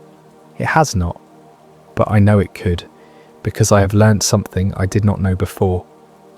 The world we see is not the world that exists. We drive the same roads every day. We pass the same landmarks. We map the same terrain. And we convince ourselves that we know where we are, but we do not. We see what we are allowed to see. We notice what fits. And when something appears that does not fit, we explain it away. We rationalise. We forget. But I did not forget. I saw the road, I saw the structure, I felt the awareness, and I know now that the map we think we have is incomplete. There are roads we do not see, places we are not meant to find. And sometimes, for reasons we cannot understand, we are shown a piece of what lies beyond the edges. Not to teach us, not to warn us, just to remind us that we never had the full picture to begin with. I do not know if the road will come back, but if it does, I will be ready. Because the next time I am shown something, I will not run. I will look, and I will remember. The maps we carry are incomplete. The roads we see are not the only roads that exist, and somewhere, in the spaces between what is known and what is hidden, the awareness is waiting. Not for everyone, just for those who have been shown. And once you have been shown, you can never go back to believing the map is complete. You will always wonder what lies beyond the next turn, what roads exist that are not marked, what structures sit just outside the framework of our understanding. You will always be looking for the turnoff that does not exist. And someday, you will find it. And when you do, you will have to make the same choice I made. To step through or to walk away. There is no right answer, no correct choice. There is only the road, the structure, the awareness, and the question of whether you are ready to see what lies beyond the edges of the map. I was not ready. Not yet, but someday I will be. And when that day comes, I will take that final step. I will walk through the threshold, and I will see what exists on the other side. Not because I have to, not because I am compelled, but because I was shown. And once you've been shown, you cannot forget. The road is out there, waiting. The structure is out there, waiting. The awareness is out there, waiting. And when you are ready, it will show itself again. Not as a threat, not as a mystery, but as an invitation to step beyond the edges, to see the world as it truly is, to understand that the map we carry is not the territory itself. That is what I learned. That is what the road showed me. And that is what I carry with me now, every day, every drive, every moment. The knowledge that the world is larger than we think, stranger than we imagine, and full of roads that exist just outside our perception. All you have to do is be ready to see them. And if you're very lucky or very unlucky, one of those roads will appear for you. A turnoff that was not there before, a road that does not exist on any map, and a structure at the end waiting, always waiting for those who have been shown, who have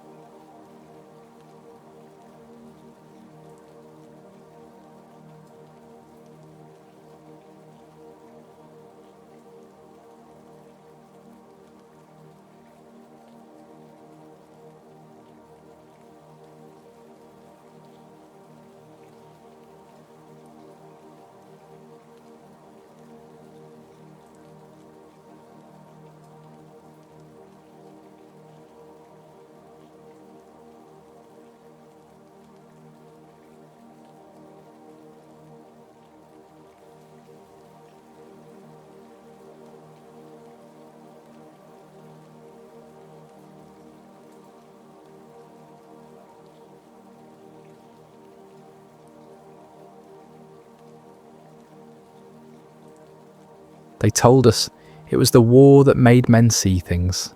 Stress, they said. Fatigue. The human mind playing tricks under impossible pressure. But I know what I saw in the winter of 1943. And I know it wasn't exhaustion or imagination or some experimental weapon the Germans were testing over East Anglia. I was 22 years old, a mechanic with the 381st Bombardment Group, stationed at Ridgewell Airfield in Essex, England. Our job was to keep the flying fortresses in the air, to patch bullet holes and replace hydraulic lines, and pray the boys made it back from their bombing runs over occupied Europe.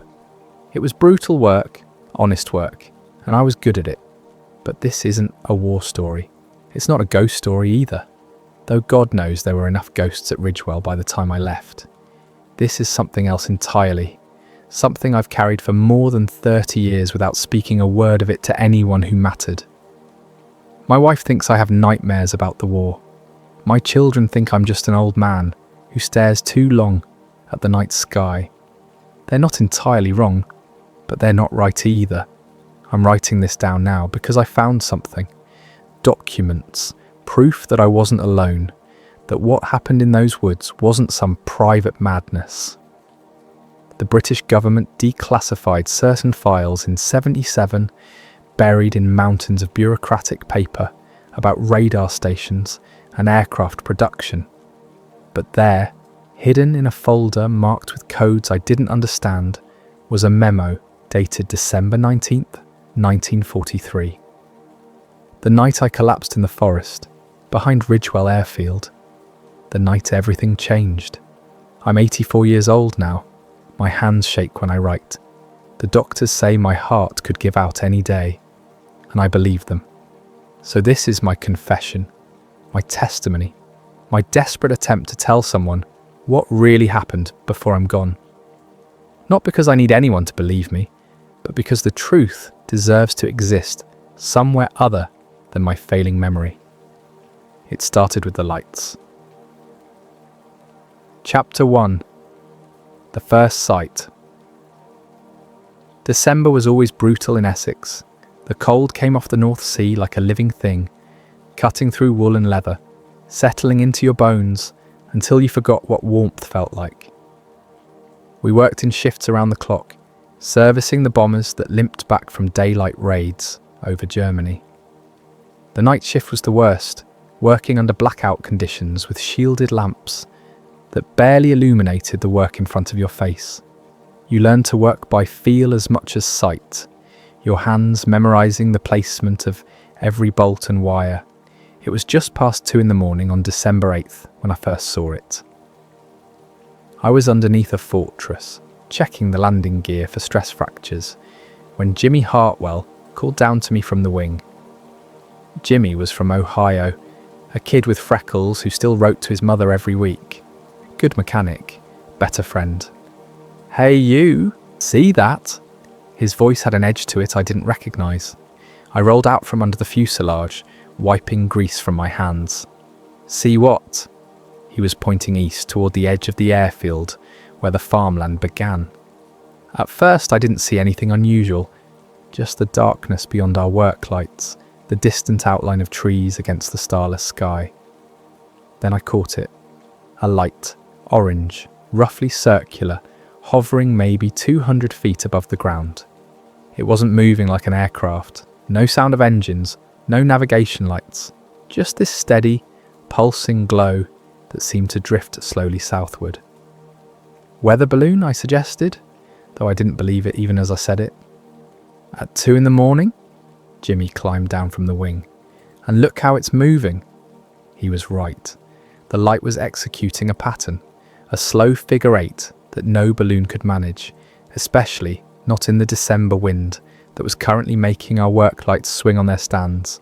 2 other mechanics had stopped working now, all of us watching this impossible thing trace its geometric path across the sky. Then it stopped, just hung there, motionless, for maybe 30 seconds. And I swear, even from that distance, I felt something, not saw, felt, like the air itself was watching us back. "Jesus Christ," someone whispered. The light shot upward so fast it left an afterimage on my vision, disappearing into the cloud cover in less than a second. The acceleration was impossible. Nothing we had, nothing the Germans had, could move like that. The human body would be crushed by G-forces from that kind of speed. We stood there in the cold for several minutes, nobody speaking, all of us staring at the empty sky where the light had been. Finally, the shift supervisor came over, a sergeant named Anderson, who'd flown missions before a flak injury grounded him permanently. "Back to work," he said quietly, "and not a word about this to anyone. Understood?" "But Sarge, we all saw—" "I know what you saw. I saw it too. But we don't talk about it. Not if you want to stay out of the stockade. The brass has been very clear about this. Anyone reporting unusual aerial phenomena gets sent for psychiatric evaluation. War nerves, they call it. You want to spend the rest of the war in some hospital being asked how you feel about your mother?" We went back to work, but I couldn't stop thinking about that light, about the way it moved with purpose and intelligence, about how it seemed to be observing us as much as we were observing it. Anderson's threats made it clear this wasn't the first sighting. Other men had seen things. Other men had been silenced. Over the next week, the lights appeared 3 more times, always at night, always executing impossible maneuvers.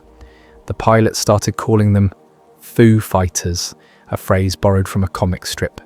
The name made it sound harmless, almost silly. But there was nothing silly about the way those things moved, about the feeling of wrongness they left in their wake. The official line was always the same: German experimental aircraft, ball lightning, atmospheric reflections, weather phenomena, mass hallucination, brought on by stress and sleep deprivation. But I'd worked with aircraft for 3 years by then. I knew how planes moved, how they sounded, how they behaved in the sky. These lights were something else entirely. On December 14th, everything changed. That was the night the bomber came back wrong. Chapter 2. The crashed bomber. The alarm went up around 1900 hours. A fortress was coming in damaged, requesting emergency landing clearance. This wasn't unusual. We averaged maybe 1 emergency landing a week. Birds coming back with engines shot out, hydraulics failing, half the crew wounded or dead. You learned not to think too much about the statistics, about how many men didn't come back at all. But this one was different from the start. The radio traffic was garbled, the pilot's voice tight with something that sounded like fear. Not the controlled tension of a man dealing with mechanical failure, but raw animal panic. Ground control talked him down, while we stood by with fire equipment and ambulances, watching the damaged bomber circle the field once, twice, losing altitude in an uncontrolled descent that made everyone wince. The landing was brutal. The fortress hit hard, bounced, hit again, one of the landing gear collapsing. It skidded sideways off the runway, tearing through winter grass before finally grinding to a stop in a shower of sparks and torn metal. We were running before it stopped moving, fire extinguishers ready, expecting flames. But there was no fire, just this eerie silence as the props wound down and the fuselage settled onto its broken gear. The crew door opened and men started climbing out, some of them helped by others. I counted them as they emerged. 7 men. A B-17 flew with a crew of 10. The pilot was a lieutenant named Morrison, a veteran with maybe 20 missions under his belt. He sat down hard on the grass, pulled off his flight helmet, and just stared at nothing. His hands were shaking so badly he couldn't light the cigarette someone offered him. "Where's the rest of your crew?" Anderson asked. Morrison didn't answer for a long moment. When he finally spoke, his voice was barely above a whisper. "Gone." "Blown out? Did you take flak over the target?" "No." Morrison looked up at him, and his eyes were wrong. Empty. They were just gone. Taylor was in the ball turret. Williams was waist gunner. Jackson was in the tail. We were over the channel, heading home. Everything was fine. And then this thing appeared. What thing?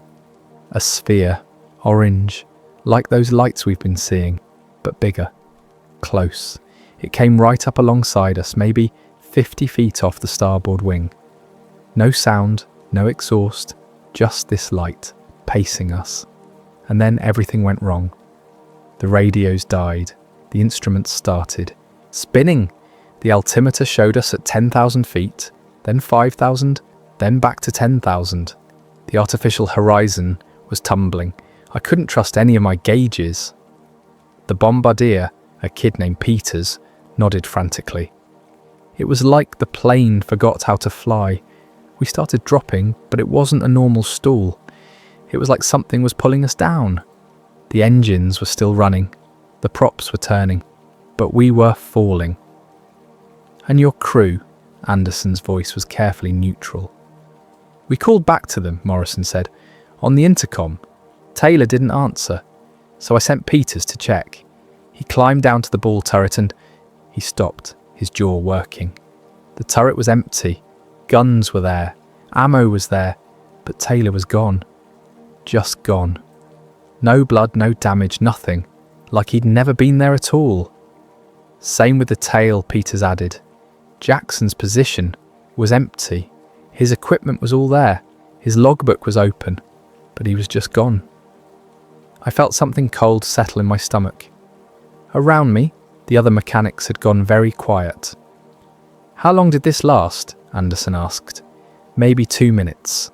Then the sphere just shot away. Straight up, faster than anything I've ever seen. And as soon as it left, the instruments came back. The radio started working again. We called for the rest of the crew, but nobody answered from the waist or the tail or the ball turret. 3 men just gone. Military police arrived within 20 minutes.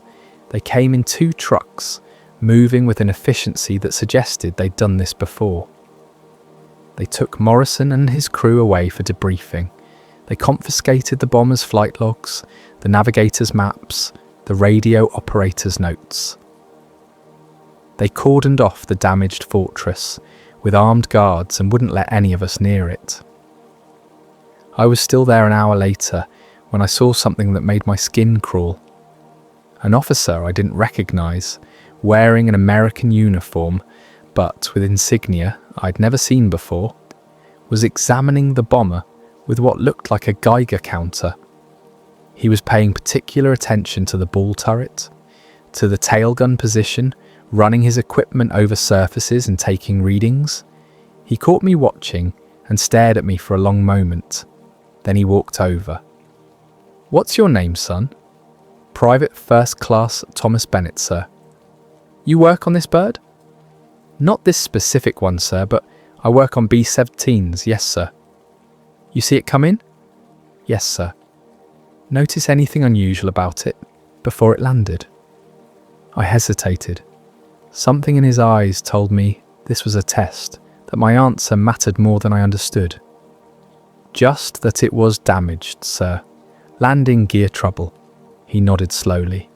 "Good answer. Keep it that way."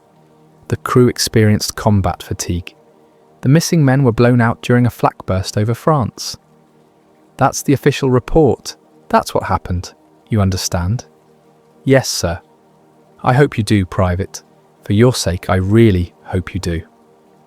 He walked away, leaving me standing there in the December cold, watching armed guards surround an empty bomber that had lost 3 men to something that wasn't flak and wasn't combat fatigue. That night, I couldn't sleep. I kept thinking about those empty gun positions, about the sphere pacing the bomber, about Morrison's empty eyes. And I kept thinking about something I'd overheard while the MPs were securing the plane. One of them had said something to another. Just 2 words, but they stuck in my mind like a splinter. Type blue. I didn't know what it meant then, but I would learn. Chapter 3. The Official Silence. The next 3 days were strange. Morrison and his crew remained in isolation, held somewhere in the base's administrative building. The damaged bomber sat under guard on the far side of the field, covered with tarps, untouchable. And everyone who'd witnessed the landing was called in for individual debriefings. My turn came on December 17th. 2 officers, both American, both wearing those same unfamiliar insignia. The room was cold and windowless, just a table and 3 chairs, and a single light bulb hanging from the ceiling. They asked me to describe what I'd seen. I told them about the emergency landing, the damaged gear, the crew emerging. I didn't mention Morrison's story about the sphere or the missing men. That wasn't what I'd seen personally, just what I'd heard. "Did you observe anything unusual about the aircraft's approach?" the older officer asked. He had grey at his temples and the kind of tired eyes that suggested he'd been asking these questions too many times. "Just that the pilot seemed to have trouble controlling it, sir." "No unusual lights? No phenomena in the sky?" "No, sir." "The crew mentioned losing men during the mission. Did you witness any evidence of this?" "I saw 7 men exit the aircraft, sir. I don't know how many were supposed to be aboard." The younger officer leaned forward. "Have you seen any unusual aerial phenomena during your time at Ridgewell? Lights in the sky, unusual aircraft, anything that didn't seem normal?" I thought about the orange lights, about the figure 8 pattern, about Anderson's warning about psychiatric evaluation. "No, sir, nothing unusual." They exchanged a glance. The older officer closed his notebook. "Private Bennett, what you witnessed was a standard emergency landing following combat damage. 3 crew members were lost due to flak over the target. The pilot and co-pilot experienced spatial disorientation due to instrument failure, which explains any confused reports they may have made upon landing. This is what happened. This is what you will tell anyone who asks. Do you understand? Yes, sir. Good. Because spreading rumours about unusual phenomena during wartime can be considered detrimental to morale. In extreme cases, it can be considered treasonous. The enemy would love nothing more than to have our air crews distracted by ghost stories. And superstition, we can't allow that. Do you understand? Yes, sir. You're dismissed. I walked out of that room knowing I'd just been threatened, knowing that whatever had really happened to that bomber, the truth was classified at a level that made regular military secrets look like casual conversation, and knowing that I wasn't the first person they'd had this conversation with. Over the next few days, the base settled into an uneasy routine. Morrison's crew was transferred out, sent to different units scattered across England. The damaged bomber was taken away on flatbed trucks under cover of darkness. The armed guards disappeared. It was like the whole incident had been erased, but the pilots kept seeing things. Foo fighters appeared on nearly every mission now, pacing the bomber formations, darting between aircraft, sometimes following individual planes all the way back across the channel. The official policy was to ignore them, to focus on the mission, to not let German tricks distract from the job at hand. Except they weren't German. I knew that with absolute certainty, even if I couldn't prove it. The Germans were good, but they weren't magic, and those lights moved like magic. On the night of December 18th, I was lying in my bunk, unable to sleep, listening to the sounds of the base at night. Distant engines, wind rattling the Quonset hut, someone snoring 3 bunks down, and then I heard something that made me sit up. 2 officers walking past outside, their voices carrying in the cold air. Another type blew over Thurley, same pattern as Ridgewell. How many does that make this month? 7 confirmed, God knows how many unreported. London says they're increasing the frequency of phenomena reports. Every base commander from here to Scotland has orders to document and forward immediately. For all the good it does, what are we supposed to do, shoot at them? They move faster than anything we have. The real question is, what do they want? Are they observing? Testing? Hunting? Their voices faded as they moved away, leaving me staring at the dark ceiling of the hut. Type blue. Phenomena reports. 7 confirmed incidents just this month. Whatever was happening, it was bigger than one bomber, bigger than Ridgewell Airfield, bigger than anyone was admitting. I made a decision then. I had to see for myself. I had to know what was really out there, beyond the official stories and the classified debriefings and the threats of psychiatric evaluation. The next time I saw one of those lights, I was going to follow it. I was going to find out what was making them. I had no idea what that decision would cost me. Chapter 4. The Encounter in the Woods. The following night, December 19th, I volunteered for a late shift. Anderson gave me a strange look but didn't question it. Extra hands were always welcome, and I had a reputation as a reliable worker.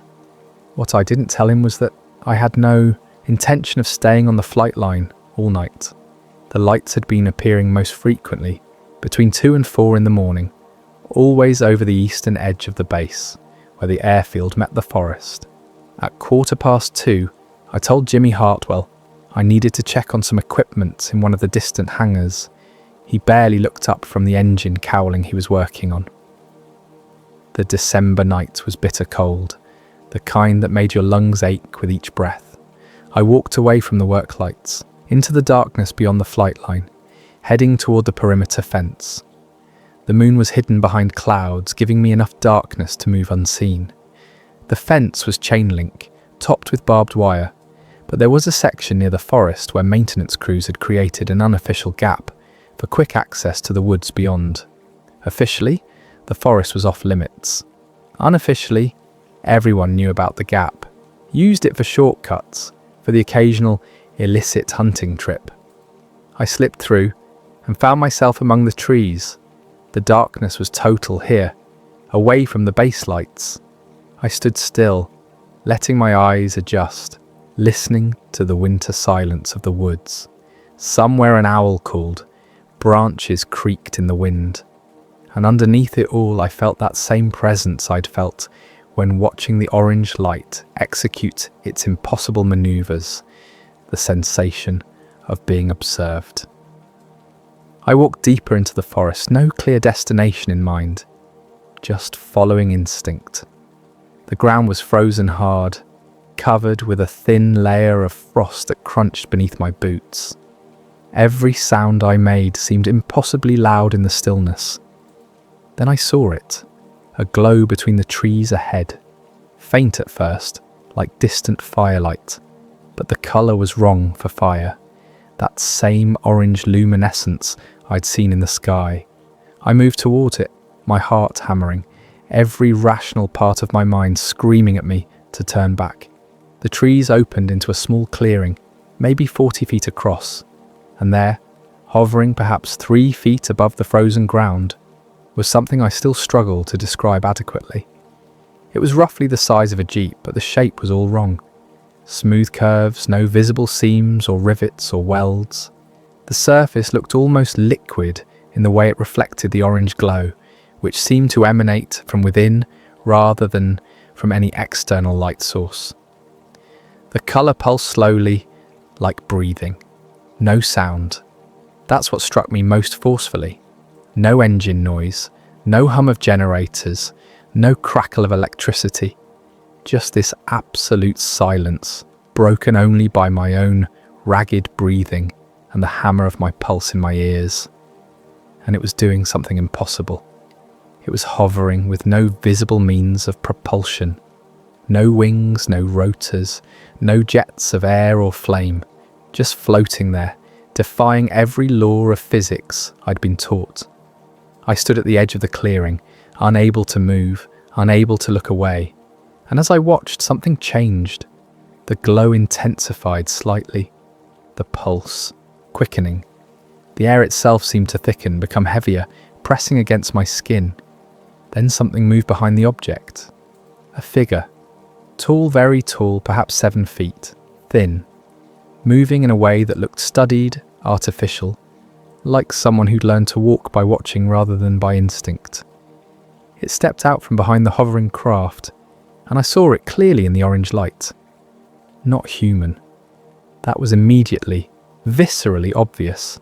The proportions were wrong. The joints bent in ways that suggested a fundamentally different, skeletal structure. The head was larger than it should be, the limbs too long and too slender. It wore something, a covering or suit that was the same seamless material as the craft, reflecting the orange light. It turned toward me, and though I couldn't see eyes in any conventional sense, I knew it was looking at me, knew it saw me, knew I'd been expected. My legs went weak. I wanted to run, wanted to scream, but I couldn't move, couldn't breathe. The air had become so heavy it was like being underwater, like the pressure at depth, squeezing me from all sides. The figure raised one long arm, not threatening, just a gesture of acknowledgement. And then something happened that I still can't fully explain. Images flooded my mind.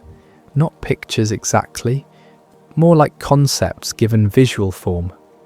I saw symbols, geometric patterns that seemed to shift and reconfigure as I tried to focus on them. I saw Earth from high above, as if viewed from orbit, but this wasn't any photograph I'd ever seen. The perspective was wrong, the angle impossible. I saw what looked like star charts, but the constellations were unfamiliar, arranged in patterns I didn't recognize. And underneath it all, I felt something trying to communicate. Not words, nothing so simple as language, but raw meaning being pressed directly into my consciousness. Curiosity. That came through most clearly. Whatever this thing was, wherever it came from, it was curious about us, about me. But there was something else too, buried beneath the curiosity. Something that felt like warning, like urgency, like time running out. The pressure in my head built to an unbearable level. My vision started to tunnel, darkness creeping in from the edges. I tried to stay conscious, tried to understand what was being shown to me, but the human mind wasn't built for this kind of direct information transfer. The last thing I remember was falling, the frozen ground rushing up to meet me, and the orange glow intensifying to a point where it was no longer light but something else entirely, something that existed beyond the normal spectrum of human perception. Then nothing. Chapter 5. The impossible moment. When consciousness returned, it came in fragments. First sensation, cold seeping through my uniform, frost on my face, the metallic taste of blood in my mouth where I'd bitten my tongue. Then sound, wind in the bare branches, the distant rumble of aircraft engines from, the base. Then sight, grey dawn light filtering through the trees above me.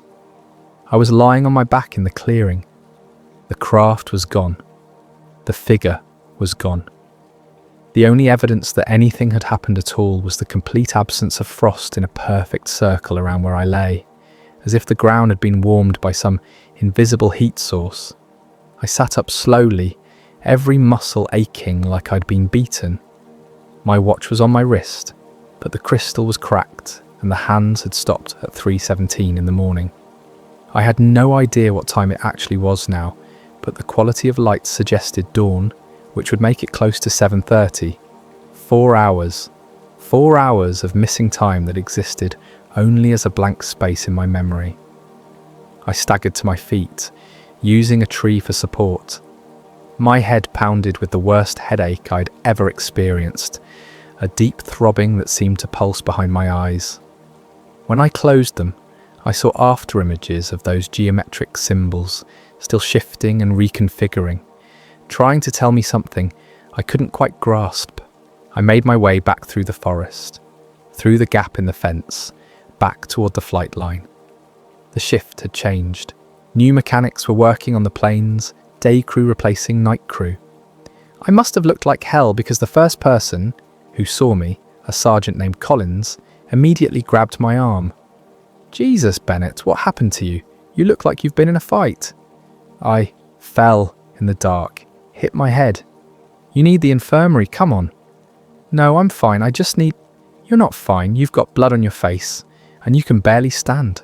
That's an order, Private. Infirmary, now." He walked me to the medical station, a small building near the administrative offices. The medic on duty, a corporal named Hayes, sat me down and started checking me over. He cleaned the blood from where I'd bitten my tongue, shone a light in my eyes, checked my pupils. "You might have a concussion," he said. "How long were you unconscious?" "I don't know. A few minutes, maybe." "Your watch is broken. When did that happen?"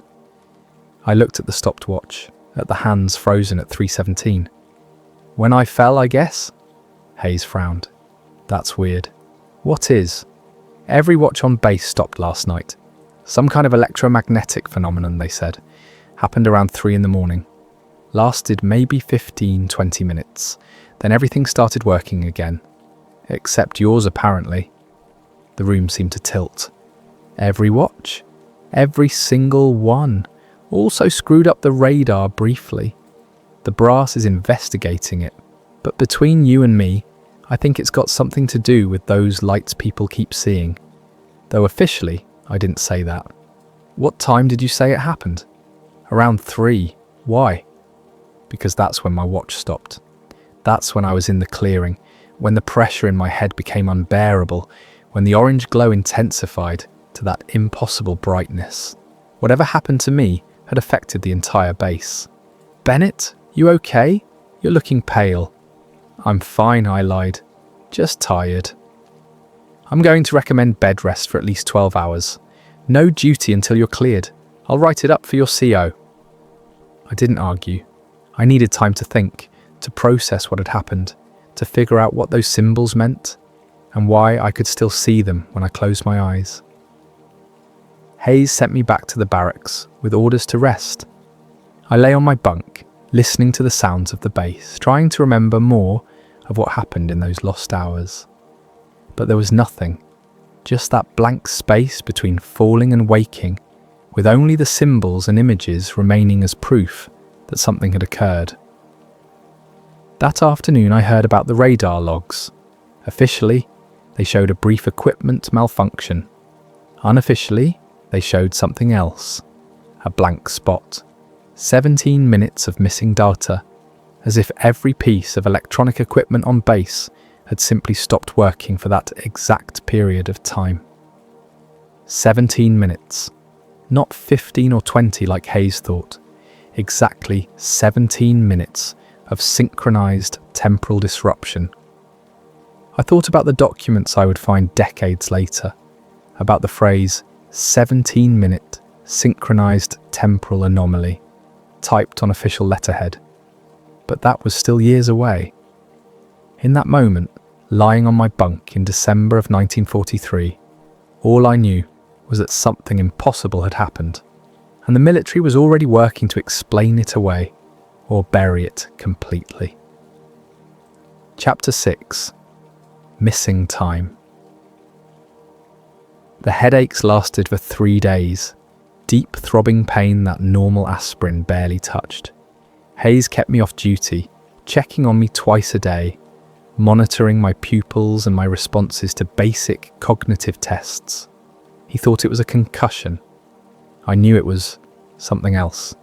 The symbols wouldn't leave me alone. When I closed my eyes, they were there, those geometric patterns shifting and reconfiguring. When I tried to sketch them, my hand couldn't quite capture what I saw in my mind.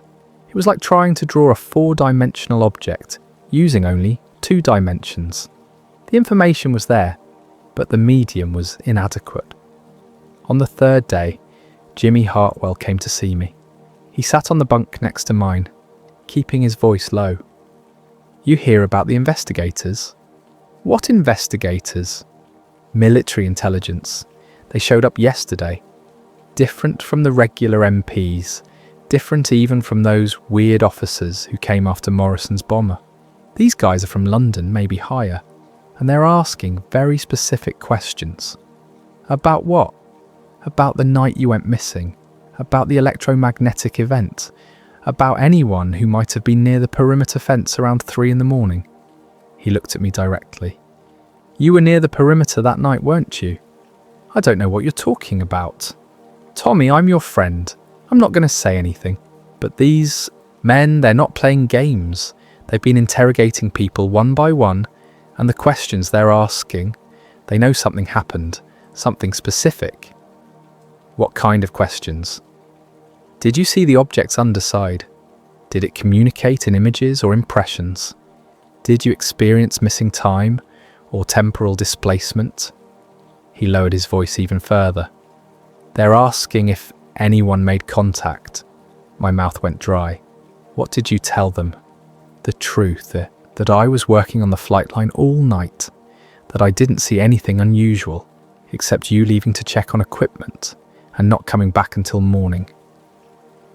"I covered for you, Tommy. Told them you must have been in one of the distant hangars, that the night shift gets spread out sometimes. But I don't know if they believed me. They're going to want to talk to me."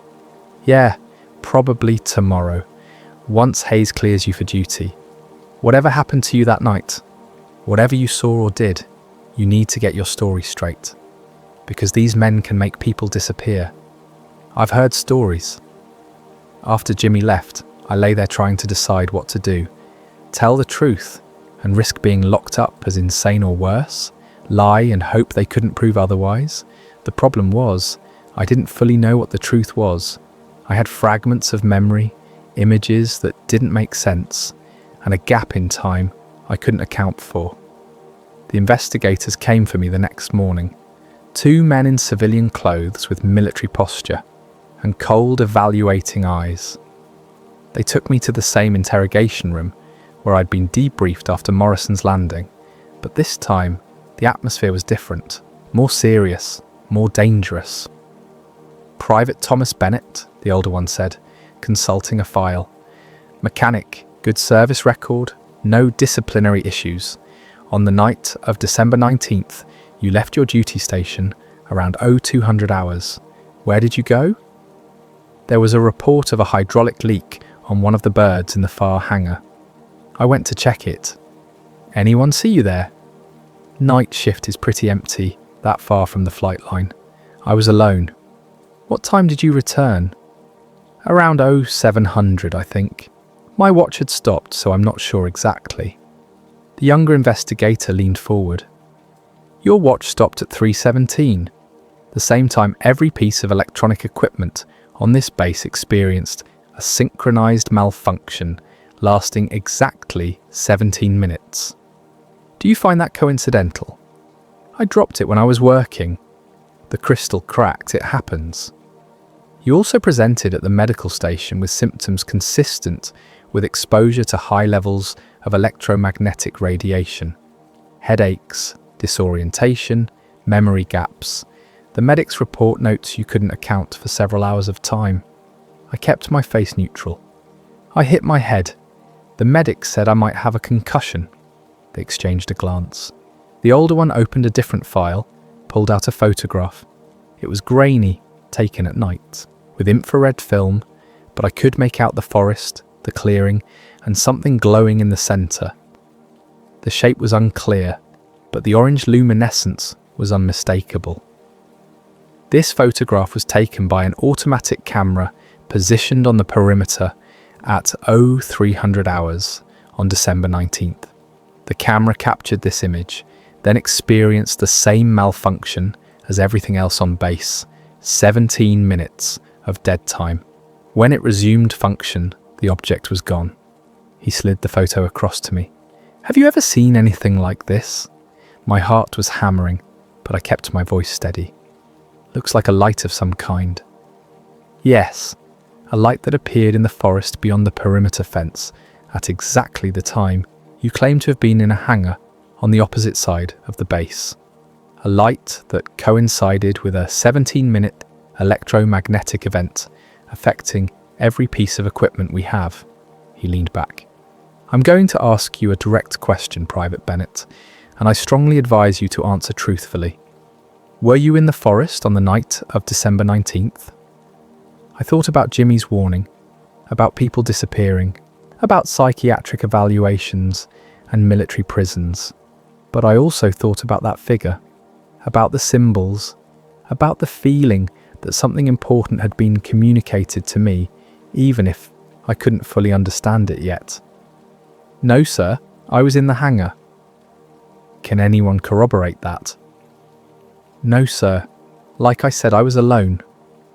The younger investigator stood up abruptly. "We know you're lying. We know someone was in that clearing, someone who had close proximity to an unknown object. We have evidence of human presence, footprints, disturbed ground. And you show every symptom of exposure to whatever that thing was." "I don't know what to tell you. I wasn't there." The older one closed his files. "Let me be very clear about something, Private Bennett. This is a matter of national security. If you had contact with an unknown entity or object, we need to know. We're not going to punish you for it. We're trying to understand what's happening, to determine if these phenomena represent a threat. But we can only do that if witnesses are honest with us." "I understand, sir, but I can't tell you about something that didn't happen." They kept at it for another hour, asking the same questions from different angles, trying to catch me in contradictions. But I stuck to my story. I was in the hangar. I hit my head. I don't remember much after that. Eventually, they let me go with a warning that I was to report any unusual sightings or experiences immediately. I walked out of that room knowing I'd made an enemy of two men who had the power to make my life very difficult. But I also knew with absolute certainty that they'd been telling the truth about one thing. This wasn't the first incident. The photograph, the automatic camera, the specific questions about communication and temporal displacement. They'd been investigating these phenomena for a while. I was just one more data point in a pattern they were trying to understand. That night, I learned something else. Anderson pulled me aside after dinner, his expression grim. Those investigators are ordering a cleanup of the forest area. They're bringing in trucks tomorrow, digging up soil samples, doing a full forensic sweep of the site. He looked at me carefully. Whatever was there, they want to make sure it's completely documented before they sanitize the location. After tomorrow, that whole section of forest is going to be off limits. New fencing, security patrols, the works. Why are you telling me this? Because I saw the medic's report. I saw the investigation file. And I'm not stupid, Tommy. I know you were out there. I know you saw something. He put a hand on my shoulder. Whatever it was, whatever happened to you, keep it to yourself. These people don't play around. I've seen men transferred to Alaska, to remote radar stations, in Greenland, places where they can't talk to anyone about anything. That's if they're lucky. Keep your head down, do your job, and forget whatever you think you saw. What if I can't forget it? Then learn to live with it quietly, because the alternative is much worse. Chapter 7. The Investigation. The trucks arrived at dawn, 3 of them covered with canvas tarps. I watched from the flight line as they drove past the hangars, heading for the eastern perimeter. Military police established a cordon, keeping everyone away from the forest.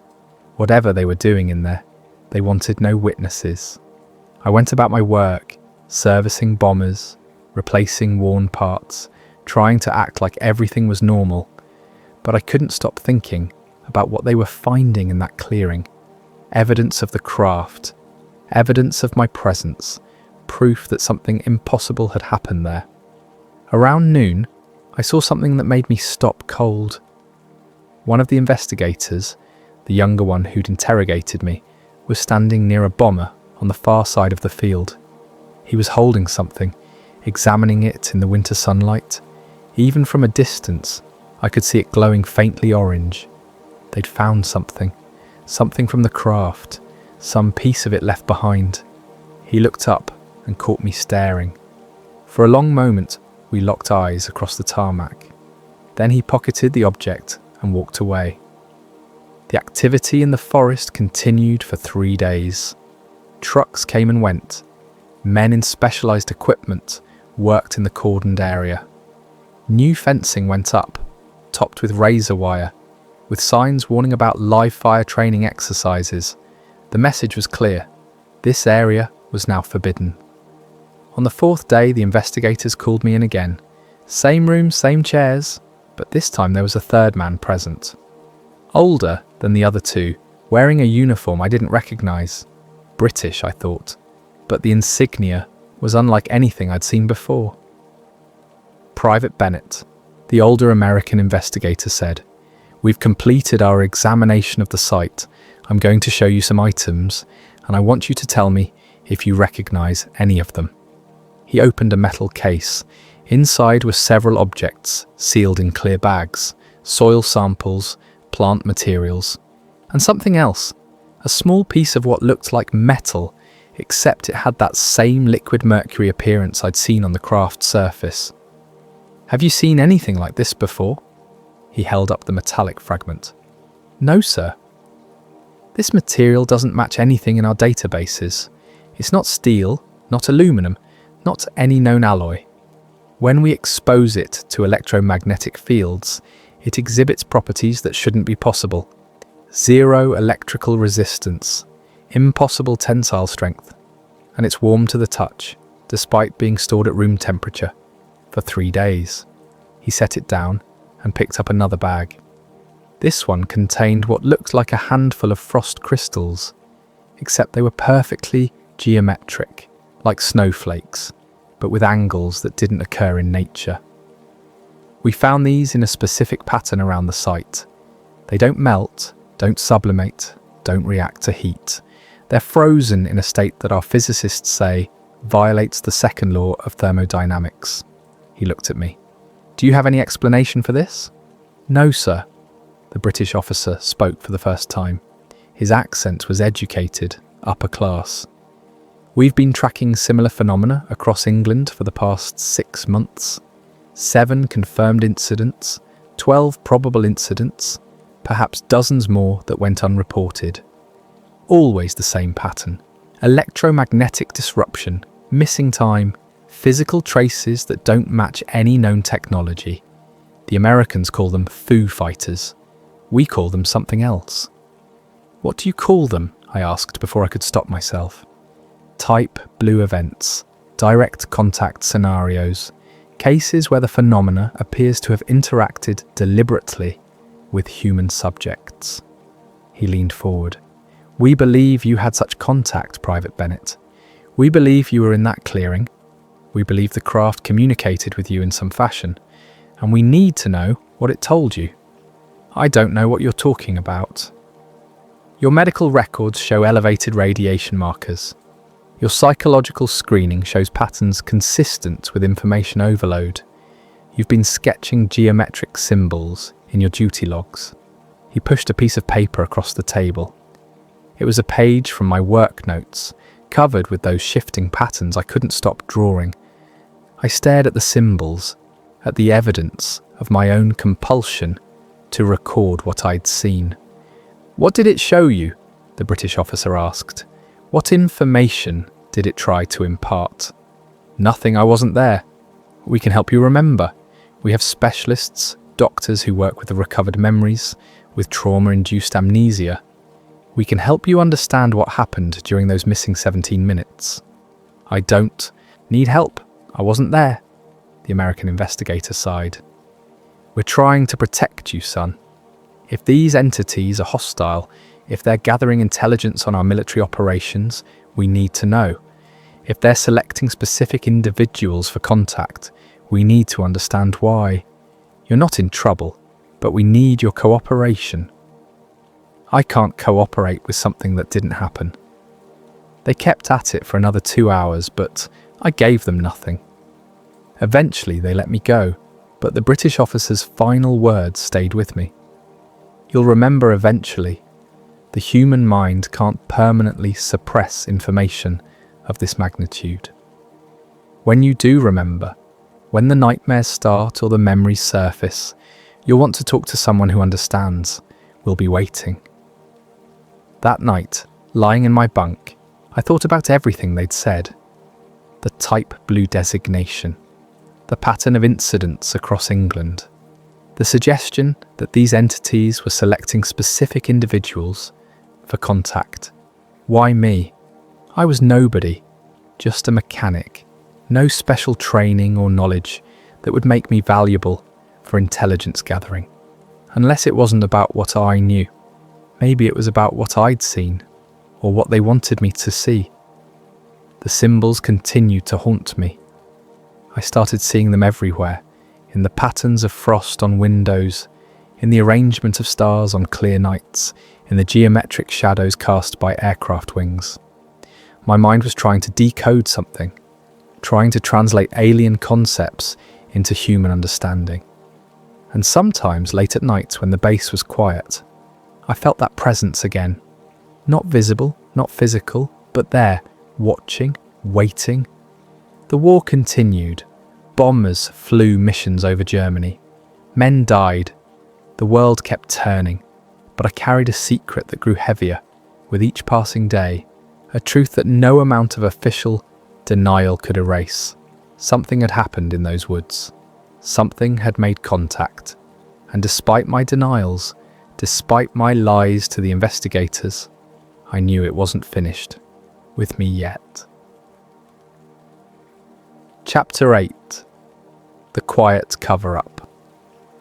December became January. The new year arrived with no celebration, just more missions, more maintenance, more cold nights on the flight line. The investigators left, taking their evidence and their questions with them.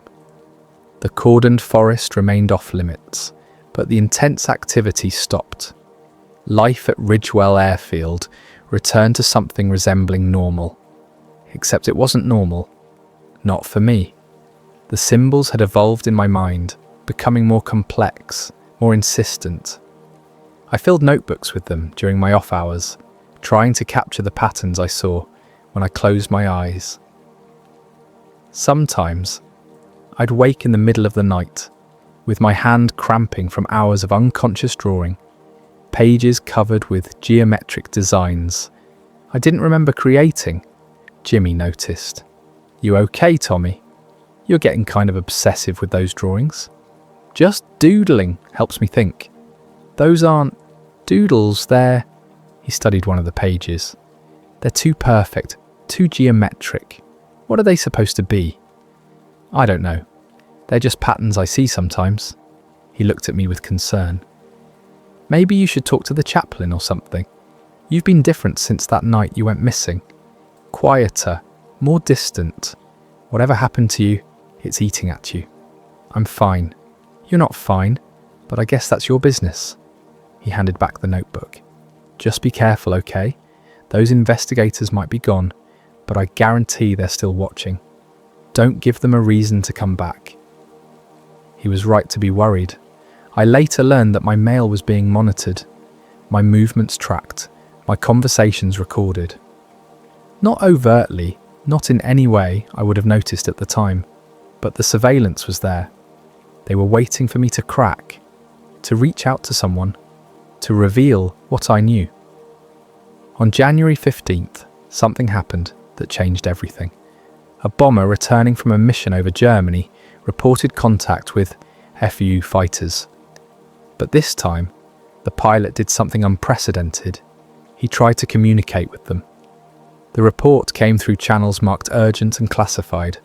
I only heard about it because Anderson let something slip during a late-night shift. Stupid bastard flashed his landing lights at one of those things. Morse code. Identify yourself. And you know what happened? What? The thing flashed back. Same pattern, same timing, but in reverse, like it was mocking him, or maybe showing it understood. Either way, it scared the crew so badly they nearly ditched in the channel. He shook his head.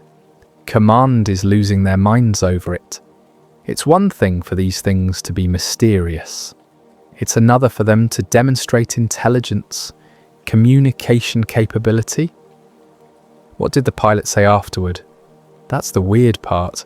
He says he can't remember most of the encounter. Just fragments, images that don't make sense. Sound familiar? It did. It sounded exactly like what had happened to me. That night, I was called to the administrative building. Not to the interrogation room, but to a different office. The British officer was there, the one who'd spoken about Type Blue events. He was alone this time. "Sit down, Private Bennett. We need to have a frank conversation." I sat wary. The incident today confirms what we've suspected for months. These entities, whatever they are attempting systematic communication with human subjects. They're studying us, learning our languages, our behaviours, our technology. The question is why? "I wouldn't know anything about that, sir." Stop. Just stop with the denials. We both know what happened to you in those woods. I'm not here to interrogate you or threaten you. I'm here because you're part of a very small group of people who've had direct contact with these entities and survived intact enough to potentially remember details. If you know I had contact, why don't you just arrest me? Because that would be counterproductive. We need you cooperative, not terrified. And because arresting you would require explaining to your command structure why, which would mean revealing the existence of a classified research program that most of the military doesn't know exists. He pulled out a folder. "I'm going to show you something. Not to prove a point, but because I think you have a right to know you're not alone." He opened the folder. Inside were reports, dozens of them, each marked with those strange insignia I'd seen on the investigators' uniforms, each describing incidents similar to mine. Missing time, electromagnetic disruption, direct contact, communication attempts. Rendlesham Forest 2 years ago, an entire RAF base experienced a Type Blue event. Bentwaters Air Force Base, 3 separate incidents last year. And those are just the documented cases. We estimate there are hundreds more that went unreported because the witnesses were too frightened to come forward. Why are you telling me this? Because the incidents are increasing in frequency. Because we need to understand what these entities want before the situation escalates beyond our control. And because you experienced something during your contact that most others didn't. Successful information transfer. Those symbols you keep drawing, they're not random. They're a language, or the beginning of one, a way of encoding information that transcends conventional human mathematics. He pushed another sheet across to me. It showed one of my symbols, but beneath it was an analysis written in technical language I could barely understand. Something about multi-dimensional geometry and quantum entanglement. You received data, Private Bennett. Your brain is trying to decode it, which is why you can't stop drawing these patterns. The question is, what was the message? I don't know. I can't make sense of any of it. Not yet, but you will eventually. The human mind is remarkably adaptable. Given time, you'll start to understand what you were shown. He closed the folder. When that happens, I need you to contact me. Not your commanding officer, not the MPs, me specifically. He handed me a card with a phone number and nothing else. Why would I do that? Because if you don't, and you start to understand what they showed you, you're going to need help processing it. These entities communicate on a level that human psychology isn't equipped to handle. People who've received significant data transfers often experience breakdowns, psychological fractures, cognitive dissonance that becomes debilitating. I can connect you with resources that can help. Or you just want to study me like a lab rat. Both things can be true. Yes, we want to understand what happened to you, but we also genuinely want to help. These entities chose you for a reason. That makes you valuable, but it also makes you vulnerable. The offer stands. He left me sitting there with the card and too many questions.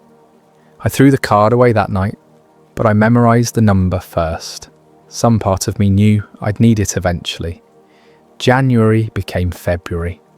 The symbols continued to evolve, and I started noticing other changes, subtle things I couldn't explain. Compasses would spin when I got too close. Electronic equipment would occasionally malfunction in my presence. Once, during a thunderstorm, I watched lightning arc toward me across the open field, only to veer away at the last second, as if deflected by an invisible barrier. I was changing. Whatever had happened in those woods, whatever information had been transferred into my mind, it was altering me in ways I couldn't fully understand. The war ended in Europe in May. I was transferred back to the United States in June, honourably discharged in August. I thought leaving England would mean leaving the mystery behind. I was wrong. Chapter 9. The war ends, but the memory doesn't. I returned to Indiana, to the farm I'd grown up on, to a life that should have felt familiar, but didn't anymore. My parents were older, worn by the war years. My younger sister had married while I was overseas.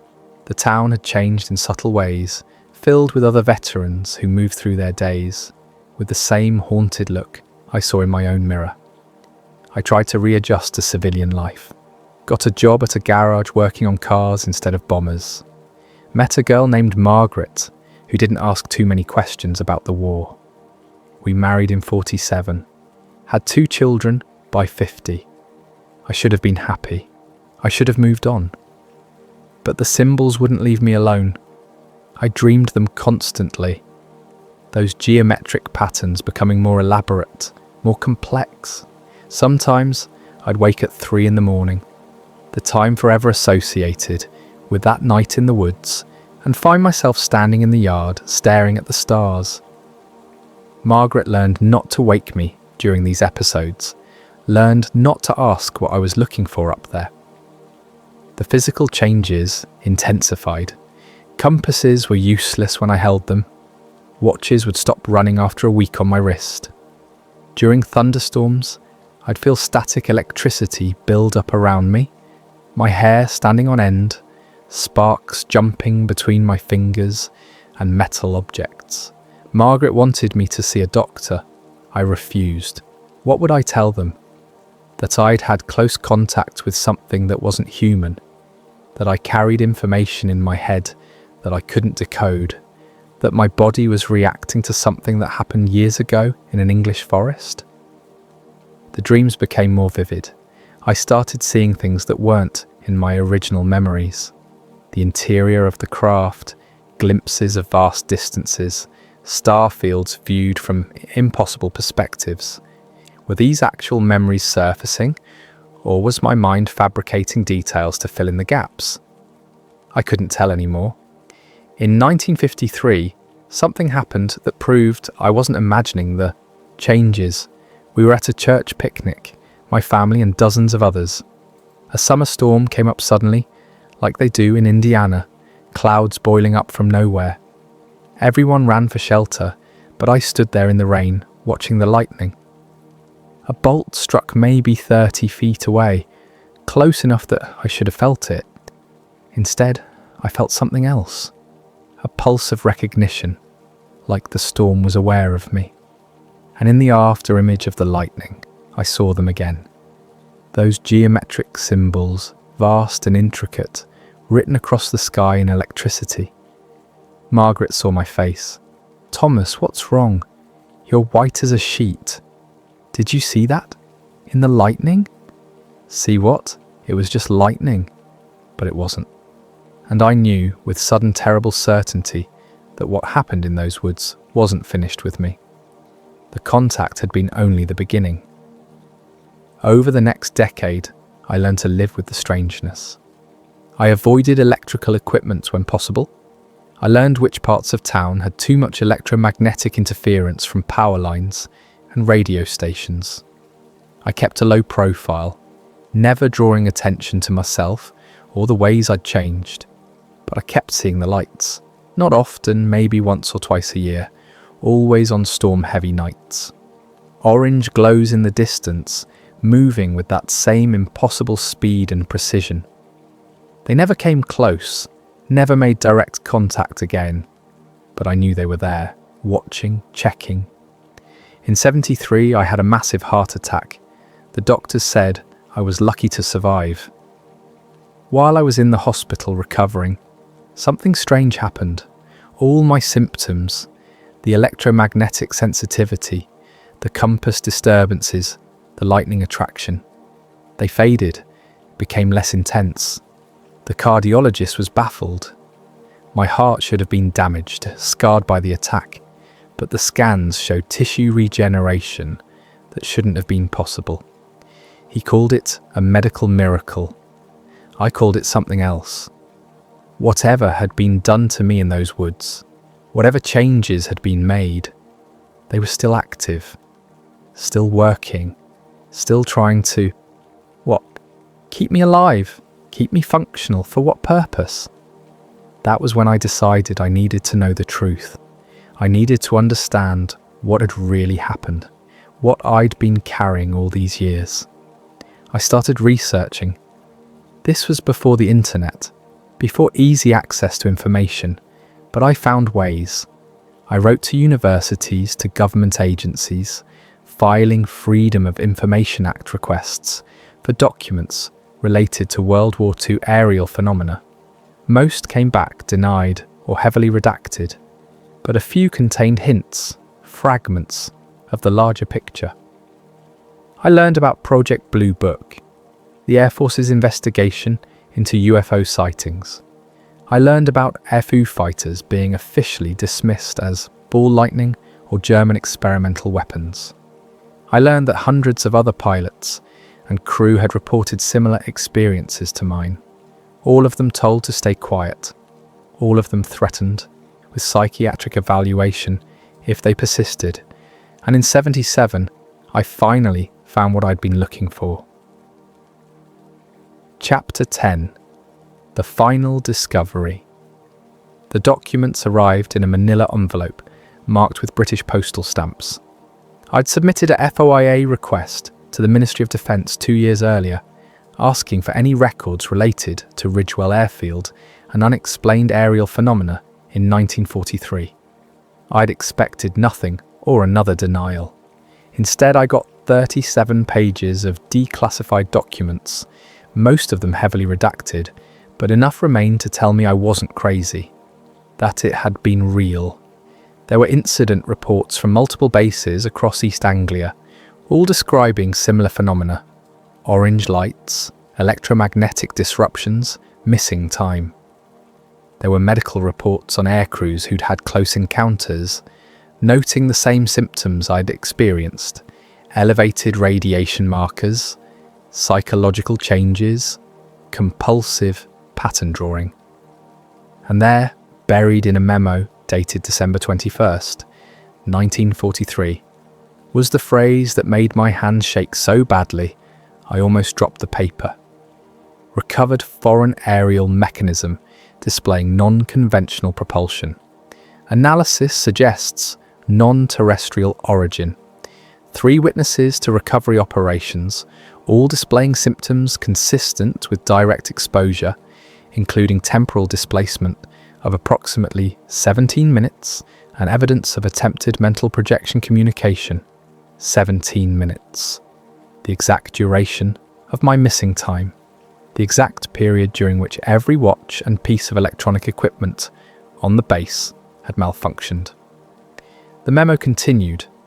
Physical evidence includes metallic fragments of unknown composition, crystalline structures violating thermodynamic norms, and residual electromagnetic signatures. Witnesses report visual hallucinations of geometric patterns and symbolic language. Recommend immediate transfer of all physical evidence to Section 9 for further analysis. Recommend continued surveillance of witnesses for potential long-term effects. Section 9. I'd never heard of it, but the designation matched what the British officer had told me about classified research programs. Another document, this one from 51, summarised long-term outcomes for individuals who'd had direct contact with type blue phenomena. Most had developed various psychological issues, ranging from mild anxiety to complete breakdowns. A few had committed suicide. Several had simply disappeared from public records entirely. But a handful, maybe 10%, had exhibited what the report called adaptive integration. They'd learned to function with the changes, to manage the symptoms, to live relatively normal lives while carrying whatever information had been transferred during contact. I was one of the adapted ones. Somehow, despite everything, I'd managed to survive intact. The final document was different from the others. It was a letter, handwritten, dated 76. It was addressed to all surviving direct contact witnesses and signed by someone whose name was redacted. If you are reading this, you are part of an extremely select group of individuals who experienced direct communication with non-human intelligence during the war years. Many of you have likely spent decades trying to understand what happened, what you were shown, what it meant. I cannot give you complete answers. What I can tell you is this: the contact was deliberate. You were selected, though we do not know the selection criteria. The information transferred to you appears to be a form of mathematical language, encoding concepts that exist outside conventional human understanding. We believe it may be a test of some kind, or perhaps a gift, though the purpose remains unclear. If you are experiencing ongoing effects, physical or psychological, please reach out through the contact information included. We can provide support and, In some cases, explanations. But more importantly, know that you are not alone. Know that what you experienced was real, and know that they are still watching. I sat in my study for a long time after reading that letter, looking at the contact number it provided. It was the same number the British officer had given me back in '44, the one I'd memorised and tried to forget. I never called it. What would be the point? I'd survived, I'd adapted. I had a wife, children, grandchildren. I had a life, even if it was built around a secret I could never fully share. But I kept the documents, filed them away in a box in the attic, along with the notebooks full of symbols I'd drawn over the years. Evidence of a truth that most people would never believe. Margaret passed away in '81. Heart failure, the doctors said. She went peacefully. At the funeral, standing by her grave, I looked up at the grey October sky and wondered what she'd really thought about my strangeness, about the nights I'd stand in the yard staring at the stars, about the compasses that never worked and the watches that kept breaking. She'd never asked directly. Maybe she'd been afraid of the answer. After she was gone, I found myself drawn more and more to the night sky, to watching for those orange lights. I saw them occasionally, always distant, always brief. I'd stand there in the dark behind my house, an old man with a failing heart, and I'd remember that night in the woods. Remember the figure that stepped out from behind the craft. Remember the symbols, burning themselves into my consciousness. And sometimes I'd wonder if the contact had been exactly what that letter suggested. A test, a way of measuring whether humanity was ready for something larger, something beyond our current understanding. If it was a test, I don't know if I passed or failed. I survived, but I never fully understood what they showed me. The symbols remain beautiful, but meaningless. A language I can see but not read. Epilogue. The lights return. I'm writing this in January of '84. I'm 84 years old, the same number as the year, which feels like the kind of coincidence that might not be a coincidence at all. The doctors say my heart is failing. I have months, maybe weeks. My children want me to move in with one of them, to spend my last days surrounded by family. But I can't leave the house, not yet, because they're back. For the past 3 nights, I've seen the orange glow in the tree line behind my property. Not distant anymore, not fleeting, steady, patient, waiting. I know what it means. After 40 years, they're checking to see if I remember. If I kept what they gave me, even though I never fully understood it. And I have. The symbols are still there when I close my eyes, still as clear and intricate as they were that December night in 1943. My children think I'm confused when I talk about the lights. They think it's the medication, or age, or my heart affecting my mind. They don't see them when they visit, which means the lights are only revealing themselves to me. Last night, I stood in the yard for an hour, watching that steady orange glow between the trees. It's closer than it was the night before, moving incrementally, patiently, toward the house. I'm not afraid. That's the strange thing. After decades of carrying this secret, of wondering what it all meant, I feel something like relief. Maybe I'll finally get answers. Maybe I'll finally understand what they showed me. Or maybe I'll just see that figure again, tall and thin, moving with its learned, unnatural walk. Maybe I'll experience that pressure in my head one more time, that sensation of information being transferred directly into my consciousness. Maybe I'll get 17 more minutes of missing time to balance out the first 17 I lost. I've told my son to read this document after I'm gone. I've told him where to find the box in the attic, the one with the declassified files and the notebooks full of symbols. I don't expect him to believe any of it, but I need someone to know. I need this truth to exist beyond my own failing memory.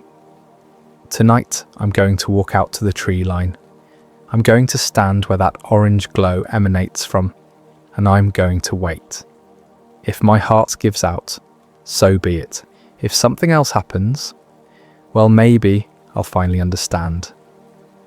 Some nights, over the tree line behind my house, I still see an orange glow, and every time I wonder if they're checking to see whether I remember. I do remember. I've always remembered.